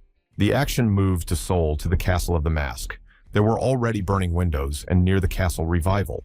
A lot of people gathered. They walked the streets and had fun. The atmosphere was favorable. Inside the castle was lively too. They were celebrating their victory, all drinking and partying with a heavy cloying odor around them. Mad alchemist. Michael had already managed to get drunk and smiled a silly smile as he thought that the Demon King's place had long since been cleaned up. The girl blacksmith looked at the monarch with understanding. But why did you have to call this lunatic here? The alchemist resented such insolence. But all the alchemist heard was a threat that if he didn't shut his mouth, he'd lose his life. Dina Kruger was the girl's name, was a magic engineer, and now she stood pointing a gun directly at the mad alchemist. Chan recoiled with horror as to how she had even brought a gun here. The girl replied that there were many ways to do it. The blacksmith interrupted their conversation, saying they could greet each other later, but now was not a good time. The alchemist turned around. Sitting at the table with a cup of beer, Chul said that if the Demon King did show up, the monarch could handle him alone. Wizard Andrei Ivanov looked heavy. Look, means this tattoo artist is also here? The man was clearly displeased. Looking at him, the blacksmith inquired, what does he actually care about this woman? Why does he ask? The artist explained that they are both wizards. His subjects are objects, but the tattoo artists are living beings. It would be good to join forces. Leaning back, Chul said it was a good idea, and to let him know if he needed anything else. Dina said the first thing she wanted to know was what was on the monarch's mind. The woman frowned. The blacksmith's face changed. Well, if that's the case, he'll tell me, though he obviously didn't want to. Smiling and raising a finger up, the man said that you could say it was a kind of gun, a strange analogy. All three of them looked at him in surprise at what this old man was talking about. Many kilometers away in the Aegean Sea, the island of Crete was in total disarray. There were many lifeless monster bodies in the dungeon, and it was obvious that a monstrous battle had recently taken place here. It's not hard to guess that it was the monarch who was destroying the monsters one by one, waving his weapon. The monsters were getting bigger and bigger. They had already surrounded the hero and were preparing to attack again, but the monarch was ready. Lilith, who had been watching the battle, had already cast her spell and the monsters fell unconscious. The demoness laughed. She seemed to be having a lot of fun every outing she took as a game, so she constantly accompanied the monarch. Looking at her, Hayuk wondered if she was eating too much, but the girl said she was still hungry. What's the big deal? This place where the ancient remains of the Minoan civilization were found has now become a home for monsters. Because of all this, residents had to evacuate to the nearby town of Kalamata. They are here frantically waiting for results, staring at the TV screen. Everyone had goosebumps running down their spine of anticipation. Now the monarch, along with the demoness, were inside the dungeon in front of a huge statue of an unknown demon. It was one of the supreme demons. Asmodeus, his statue, was with several human faces and 2 animal faces. The demon lord continued to marvel she was having a lot of fun. She had already found some shiny thing. As soon as the monarch inquired what it was in the first place, the girl hid the finding. It belonged only to her. With a snide smile on his face, the guy told her not to worry. He wasn't going to take the thing away. He just wanted to take a look. However, Lilith looked at her comrade with disbelief. She did not want to part with her treasure. Still, she let her look, and the monarch carefully began to examine the pendant, holding it in his hands. It was a piece of jewelry with a large red stone in the middle. Most likely a magical item. This thing belonged to Asmodeus. Looking even more closely at the strange artifact, the guy squinted, even somehow pitiful for someone with the name of a deity. However, not everything is so simple. This thing will be an indispensable assistant for Lilith. By the way, the girl continued to look at the monarch unhappily. Hayuk handed her the bracelet and told her to put it on. The demoness gladly accepted it. As soon as the girl put the jewelry around her neck, it immediately began to glow red. Light demoness, even a little scared, looked strange. Hayuk asked her, "Does she like this thing?" The girl jumped on the spot. "It's very beautiful, just right for her." Then they moved on to finish cleaning up the dungeons, and there should be more treasures in the area. The monarch easily dealt with all the obstacles in his way with just one swing of his sword. On the way, the girl asked when things would appear. After a little thought, Monarch replied that one should have appeared by now. Soon, they came to a long hall where there were statues of various monsters that looked kind of creepy. With a heavy sigh, the monarch said, "It looks like this is the end." Finally, they got to the right place. Lilith was standing next to them. Turning around, he said she could wait here if she wanted to, but the girl shook her head. She wanted to go on with him. The guys moved forward past the statues of huge monsters. The atmosphere here was a bit creepy. One of the demons looked like a 70-second monarch devil. The girl shivered and said they looked pretty creepy. Suddenly, a strange sound came to their ears, and the two immediately turned their heads in the direction of the strange noise. No wonder that behind their backs already appeared monsters. They were a whole army. There were zombies and some demons in general full parade. Monarch said that these are the knights who sold their souls and became monsters. Surprisingly, there are only so many of them. Let them attack. He drew his sword, and a multitude of monster knights rushed straight at him. For the monarch, there were no barriers, so he easily dealt with monsters just by swinging his weapon. Lilith, who was watching all this, opened her eyes in amazement at the skill of her leader. With another swing of his weapon, the monarch finished behind him, and a loud explosion rang out, scattering the remains of the monsters in different directions. It seemed now it was time for the master himself to come out. The guy looked at the place where obviously the throne should be. And indeed, a strange silhouette was already looking at them from above. It was probably the boss of this dungeon. Before them stood a man with white, long hair and wearing some sort of ecclesiastical garb. It was the Grand Pontiff of Talon. In an instant, all the statues surrounding the travelers came to life, their eyes glowing red and the clinking of metal. Finally, he awakened. Monarch had already taken out his huge hammer from his shadow inventory and was fully prepared for battle. Seeing the uninvited guests easily massacring his army, the pontiff launched several balls of dark energy in their direction. But no sooner had the demon taken a step than he was overtaken by the monarch, who stood behind him and prepared to strike. One swing of the sword was enough for the head to separate from the demon's body and gallop across the concrete floor. The monster was defeated. The monarch came closer on the ground. There was some jewelry on the ground. It was a reward for destroying the monster. It was the crown of Talon's divinity. Inside was a precious red stone this equipment gave, plus 100 points to the charm. The monarch already realized to whom this thing should belong and handed it to the demoness. It was a gift. Lilith immediately rejoiced. The girl put the jewelry on herself, and her eyes immediately lit up with happiness. Finally, she got what she wanted. Suddenly, an incomprehensible vortex of energy appeared near her, and for a second, the girl seemed to fall into a trance. The characteristics had changed. Now she felt even better. Her face was glowing with joy. Smiling, Hayok said he was glad she liked it. The demoness laughed. Her master is the best. She loves her master. A sign suddenly appeared in front of the monarch's face. It had certainly been a long time since he had seen her level hung on another. It was time to move on. The dungeon seemed to be cleared out, but Lilith didn't seem to want to go back and was surprised.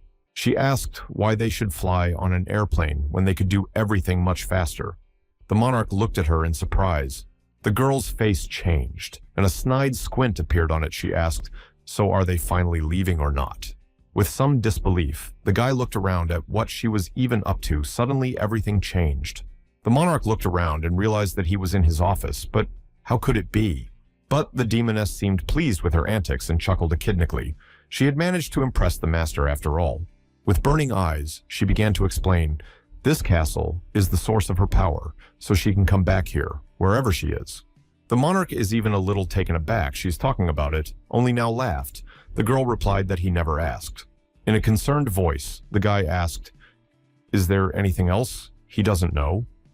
Lilith thought for a second and started listing trivial things. However, there was something else the girl said, that she could move to a person when they were asleep, and that was interesting. Before the monarch could ask any more questions, the demoness disappeared into thin air, leaving him to wait here for a moment.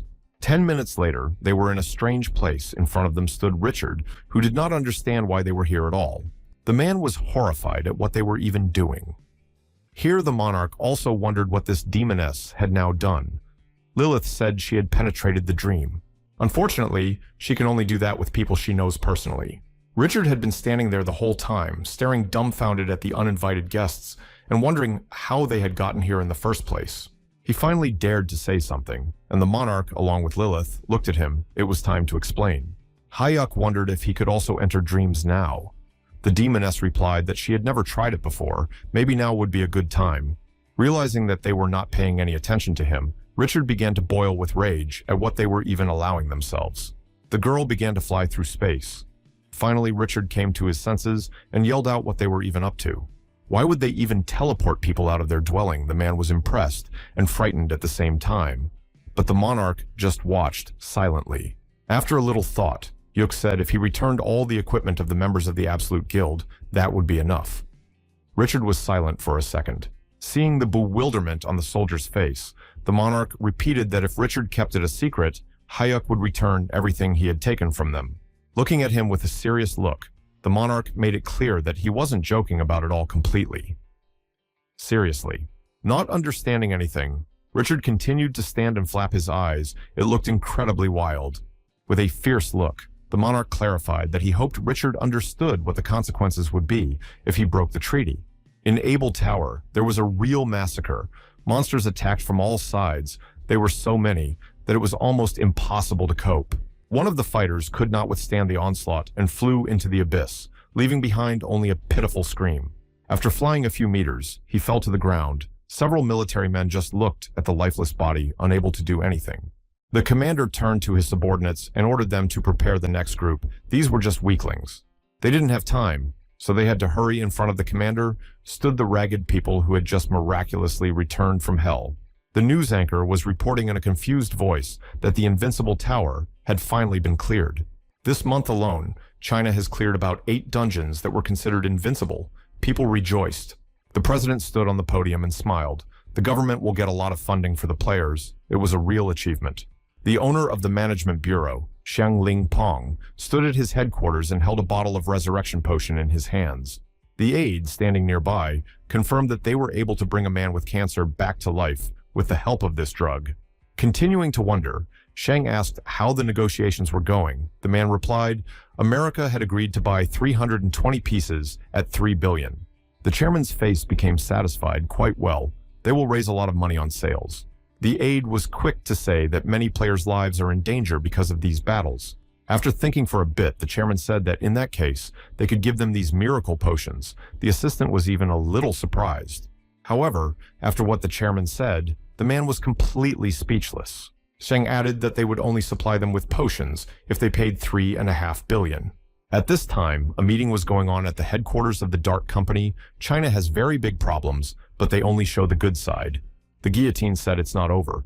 The blacksmith sitting next to him was outraged. And what does the government do when players are so easily sent to the other side? Min too was also outraged by the government. Even sending players without equipment to sweep locations is a horror after all. Kurihara lowered her head and said that half of the game's users were in China. That's why they were so successful. The government thinks they can throw people around like things, and at this rate, they're sure to keep winning. The monarch just sat and listened in silence. He did not like the situation very much because at this rate, China will overtake South Korea, and besides, it is inhuman. While in seclusion, the guy summoned Lilith. The girl appeared from the portal and immediately laughed with joy. The monarch asked if she remembered the lady who was in the castle. The demoness thought about it, but Hayuk reminded her. It was about the representative of China, Luo Xiao. She was a very strong and also very influential woman in her country. At this time, a message arrived on the Chinese woman's phone 2 days later at 7 in the morning, clearing the dungeon in the Gorge of Tears. The woman tensed up a bit, not worth accepting the offer, of course, but there was nothing to do now. Suddenly, she felt incredibly sleepy so badly that it was no longer possible to control her mind. She passed out. Perhaps it's because she's gotten very little sleep lately, but a familiar silhouette has already started to appear behind her. Turning around, the girl was horrified to see the masked monarch along with the demoness. But what are they doing here? Hayuk immediately brushed aside her question. Right now, it's not important how he got here. They have a serious conversation to have. His tone of voice suddenly changed, and the guy questioned the things that are happening in China is because of the association of the 9 dragons. Lo said that there was a place called Chou Inzhong. The monarch tensed up as he heard of something like that for the first time. The woman continued, when she returned to the real world, this organization already controlled all the Chinese players. When they met, the company made her an offer, and she unfortunately did not refuse, which she now regrets. After that, the company started indiscriminately sending all players to mop up invincible dungeons, even without equipment. This situation that is happening now in China is just a result of their greed, so there is nothing to be surprised about. Still, Monarch asked, isn't this 9 Dragons Association one of the strongest guilds in China to act so foolishly? In a sad voice, the woman replied that the whole point was that they actually had 9 leaders. Since opinion was then divided on each decision, she could do nothing, so there was no choice. Eventually, the 9 leaders were captured by this company and destroyed everyone who stood in their way. The 9 Dragons Association was defeated, they couldn't do anything, so everything was left as it was. In a heavy voice, the monarch asked how many people there consisted of. The Chinese woman looked at him over her shoulder.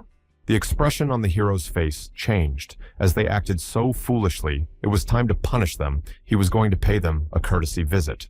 The next day, the chairman's car was parked outside the association's office, with security guards circling it as usual. Sheng walked outside, and while adjusting his tie, he walked straight to his office with a fast gait.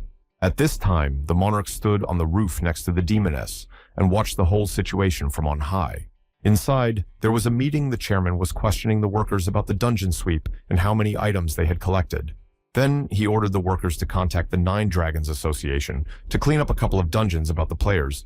Let them not worry. Smiling, the man said they needed at least a couple high-level items before reporting everything to their superiors. But suddenly something unexpected happened. One of the people present fell to the floor and seems to have lost his life.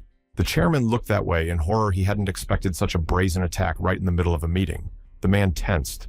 Following this, the rest of the workers also began to disengage, and soon the chairman were left with one man trying to stand up. He tried to wake up his subordinates, but the people just lay on the ground unconscious. Their eyes were covered with a white veil. Shang wanted to say something else, but he didn't have time to say anything as he was hit in the face by a powerful blow. The man fell to the ground and hit his head painfully. Naturally, it was the monarch. He appeared quite suddenly in his manner and now stood over the crippled chairman. Soon, Fatty woke up and immediately began to look around fearfully. The man had taken a couple of hard blows and seemed to have a broken nose. The helpers woke him up with a bit of grief, and they all found themselves in some strange cave-like place. Touching his broken nose, Sheng asked what even happened, but no one understood. They just happened to be here. That's all. By the way, there was no way out of here either, which made the chairman terrified. The man seems to have realized whose handiwork it was. He shouted that he knew who the monarch was, but still, how dare he treat him like that? One of his subordinates suddenly said that he heard some sound coming from the cave. Fatty was silent for a second. Suddenly, a laser beam appeared from somewhere in the darkness and flew a few centimeters from the fat man's face, leaving a scratch. The man standing behind him lost his head. There was only a handful of ashes. The lifeless body fell to the ground. After that, a roar sounded, and monstrous creatures began to appear from the cave. They were chimeras. The aides, along with the chairman, came to terror. They did not expect to be attacked so quickly. Monsters began to grab people and destroy them one by one. Began a real hell. No one could resist such monsters. On the faces of people was a real horror. They did not understand anything and just became victims of the unknown. The fat chairman tried to run away, but one of the chimeras was already jumping on him. The man definitely wouldn't have time to do anything. It looks like this is the end. Somewhere on the street, the monarch stood and watched all that was going on. Finally, he was able to punish these arrogant people. He looked at the silhouette and the monsters that one by one were destroying these scum of society. Now he could get his revenge. The guy turned around and walked away from this cursed place. The deed was done. It was time to go back. The next day, the news broke near the gates of heavenly tranquility. There was an invasion of monsters. Citizens had to stay in their seats. Monsters were incredibly numerous. They came from everywhere. People just didn't have time to find a safe place. Lu appeared suddenly in her hands. She had a sword. The whole girl was wearing armor. Now she was ready to destroy the monsters. One of the demons looked at her with frenzied eyes and grinned its toothy maw. All at once, the monsters rushed at one woman. They wanted to destroy her once and for all. It was just prey for them. But no sooner had they reached their goal than they all turned to ash. Even the Chinese woman had to close her eyes. The vice president of the Kuryong community, Liu Haoran, stood with his monks. It was his job. The man made it just in time. Liu looked at him with a grateful look. After all, his help was just right. By the way, now they can easily destroy the monsters. The man ordered his fighters. Now they would destroy these monsters to the last man. He was the first to lunge at the monster called Drain. The man swung his sword. He was ready to destroy everything in his path. Watching all of this, Lu squinted her eyes. She couldn't let all of glory be taken away from her. In a second, the girl was already raring to go into battle in the thick of things. Now China will be cleansed of this filth. There was a huge explosion behind the temple, and a pile of dust rose into the air, and the sounds of battle could be heard everywhere. China has speculated that Xiang's disappearance is the work of players who are unhappy with the government's treatment of them. The reason for this rapid change was that members of the government became afraid lest one of them become the next target. Eventually, a new manager was appointed for the company to sort things out. It was Lu Xiaoyi, who was the woman who ascended to the presidency and promised to settle the situation. The masked monarch, being in Seoul, was very happy. This girl was not bad and was just right for the role of the president of the company. Suddenly, Junior appeared and asked, "What is this brother talking about?"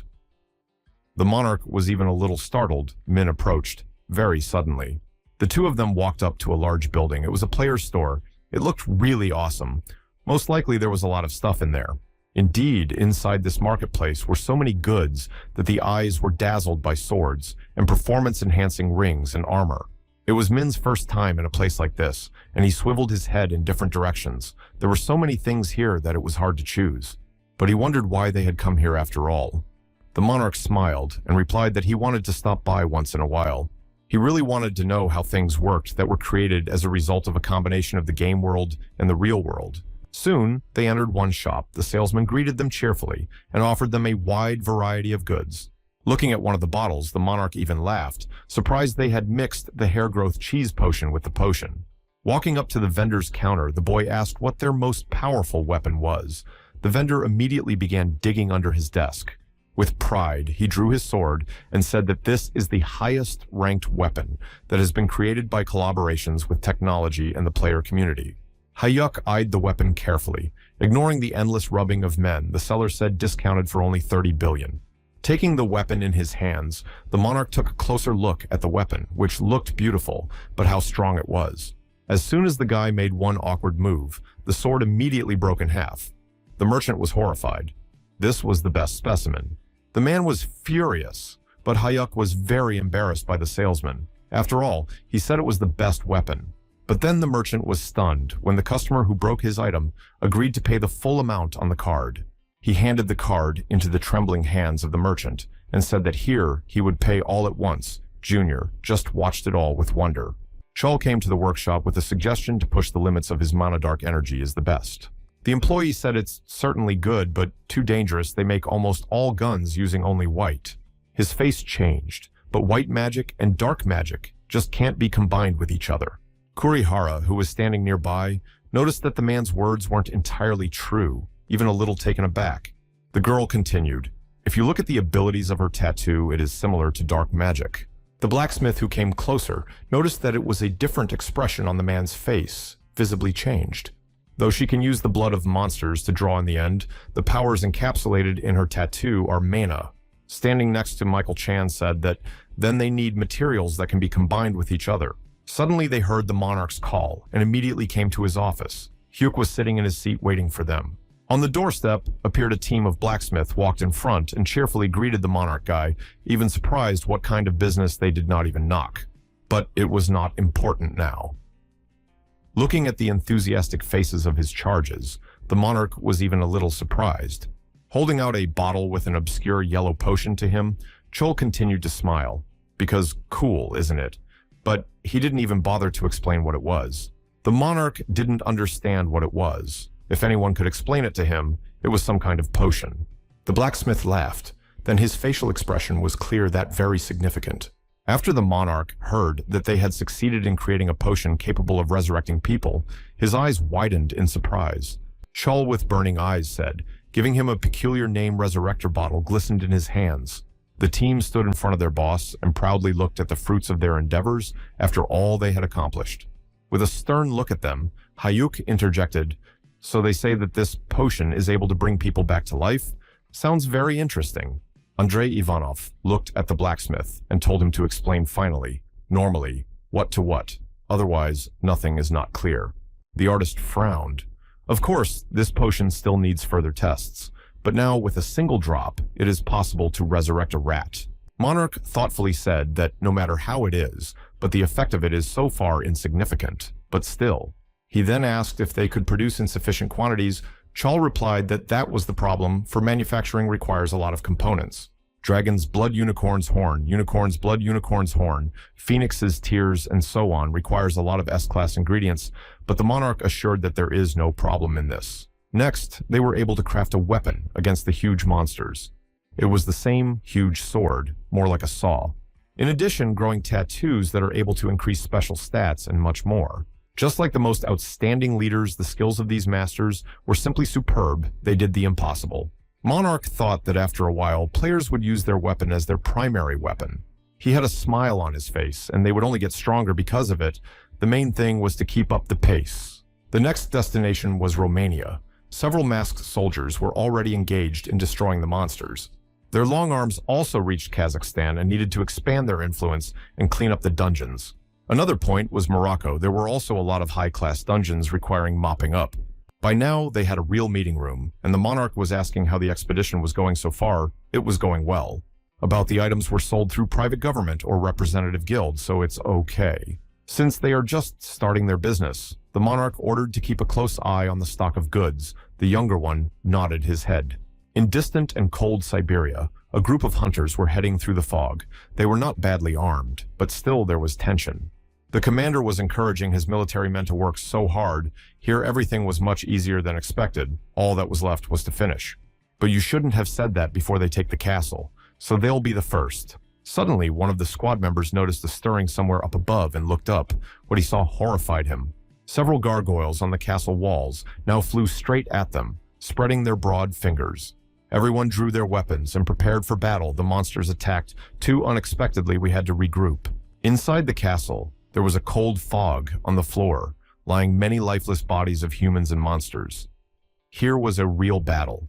The castle, which appeared in its 5th year of existence, is the most challenging hunting ground that has yet to be conquered in 20 years. Although to be precise, he didn't try to do it. Maybe he could have. Other guilds also tried to realize this long-held dream, but all failed. If you capture the Castle of Confusion, you can get anything you want. Of course, it was a rumor, but still among the players, it is known to everyone. The room was a complete mess with empty alcohol bottles on the floor and the smell of alcohol in the air. Jan Galeev climbed up on his bed and started massaging his head. He had a terrible hangover and shouldn't have experimented with alcohol after all. Turning his gaze to the side, he saw a girl lying with him. What is this all about? He didn't understand. Where did she come from? Suddenly, he was brought to his senses by Monarch Hyuk's voice, saying that if Yang was done, then let him pack up and get out quickly. The monarch added with a grin that he didn't want to see him in his mother's clothes, so let him look normal. The Russian, who had not expected anything of the sort, just clapped his eyes in surprise at what the monarch had forgotten here. After a few minutes, he was back to normal and offered his guest a cup of coffee, but the monarch was interested in the castle. Ian said that the monarch seemed to have guessed it himself, but he decided to remind him. With a smile on his face, the man winked and said he'd have to return his weapon if he wanted to know the information. Crossing his arms over his chest, the monarch replied that it would be a little hard, which shocked the man. He asked, shouldn't the castle contain items of at least comparable value to his weapons? In a serious voice, the monarch replied that this could only be judged when seen with his own eyes. Sitting down on the chair, the Russian asked, so they would not agree. Monarch replied that he would decide everything as soon as he saw the value of the items. Preventing disbelief, Hyuk asked. Isn't he the same man who always kept his words to himself? Yang couldn't help but agree. However, in return, the monarch promised him one thing. When he finished the sweep, he would report it to the Imperial Guild. There were a lot of people at Beloyarsk Airport just boarding a passenger plane. The monarch had changed clothes and was now in a tracksuit. The man was heading straight for the plane. On the way, he was thanked by everyone for his visit to me every time such an important person comes to their country. In front of him stood the representative of the vice leader of the Imperial Guild, Anton Pavlov. From now on, he would be showing the way. Hyuk interjected. His name was really Anton. It seemed that name was familiar to him. The man stopped. Hearing his name, Anton looked at the stranger with a surprised look at how he knew his name and who he was. The monarch summoned subspace, and the people standing nearby were horrified for the first time in their lives. They had seen something like this. Following that, the hero pulled out of the spatial inventory to the ring, a little late, but still let it not offend.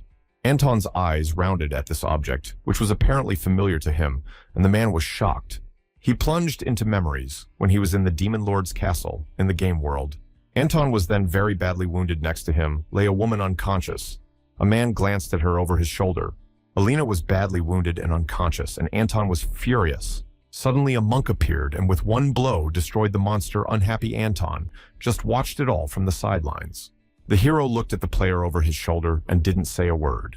He then approached the man and asked if he was all right. Anton looked very shabby. The monarch told him to drink the recovery potion because he was on the verge of life. It was dangerous. Anton looked at the monarch and said that he was really fine and not to worry because everything was fine. In a pitiful voice, the man said that even if he continued to fight, it would only delay his end. The monarch objected, let him just drink. The man took a small cube out of his pocket. Apparently, it was a gift or jewelry. Looking at Alina, he said he was preparing this to propose to her if they managed to get out of here. Holding the box out to the monarch, he asked to bury the thing with his girlfriend if he could. Then the man passed out. The box opened, falling to the ground, and out of it fell that very ring with a small gemstone. Now in the real world, Anton finally realizes what's up as he sees the monarch has decided to keep the ring for himself. After waiting a bit, the hero said he should have apologized for his action. He should have. Of course he wanted to bury this thing with that girl, but suddenly a lot of monsters appeared and he had to run away. In such a situation, there was nothing he could do. Anton just looked at him without saying a word. His gaze was good-natured. Hyuk asked how they were doing. With that girl, Anton said it was fine. They're married and expecting a baby. Perhaps the monarch was late, but he should have given a wedding gift. Anton immediately started to refuse. He was embarrassed. At this time, they were already being followed by a man who tried not to show his face, but kept his eyes on them. In a luxurious room, many kilometers away, sat a man surrounded by beautiful women on a table with glasses of wine. He took a phone call, and as he talked, a smile appeared on his face. Everything went according to his plan. Meanwhile, the monarch and Anton found themselves in a forest with an oppressive atmosphere and a fog covering everything. After walking a little more, they said goodbye, and the monarchs moved into the thick of the forest, leaving Anton with his companion. He applied the passive eye ability of the Chaos Mask to see perfectly in the darkness. Now everything is visible. Soon he reached his destination. In front of him towered a huge castle, the very same castle that many had entered and never returned to. The guy turned his head and saw a creepy-looking gargoyle sitting as a decoration. The monarch already knew very well that it was better to deal with these monsters first and began to shoot his bow. Soon it was over, and the hero advanced unhindered to the entrance. He was blocked by massive doors. But it was no difficulty for the monarch. He opened the door with one mighty blow and stepped inside. There was a courtyard with many statues of famous demons. The player stopped and began to look around. It looked like an ordinary garden, so he probably just needed to enter the castle, which is what Hyuk did. He stopped in front of the door and tried to open it. but to no avail. Then the only solution was to just kick it down. The monarch launched an energy ball directly at the door. This thing should destroy it anyway. But unfortunately, nothing worked. The gate remained standing in the same position without taking a single unit of damage. His attacks didn't seem to be working at all. Monarch didn't faintly wonder how to get inside then.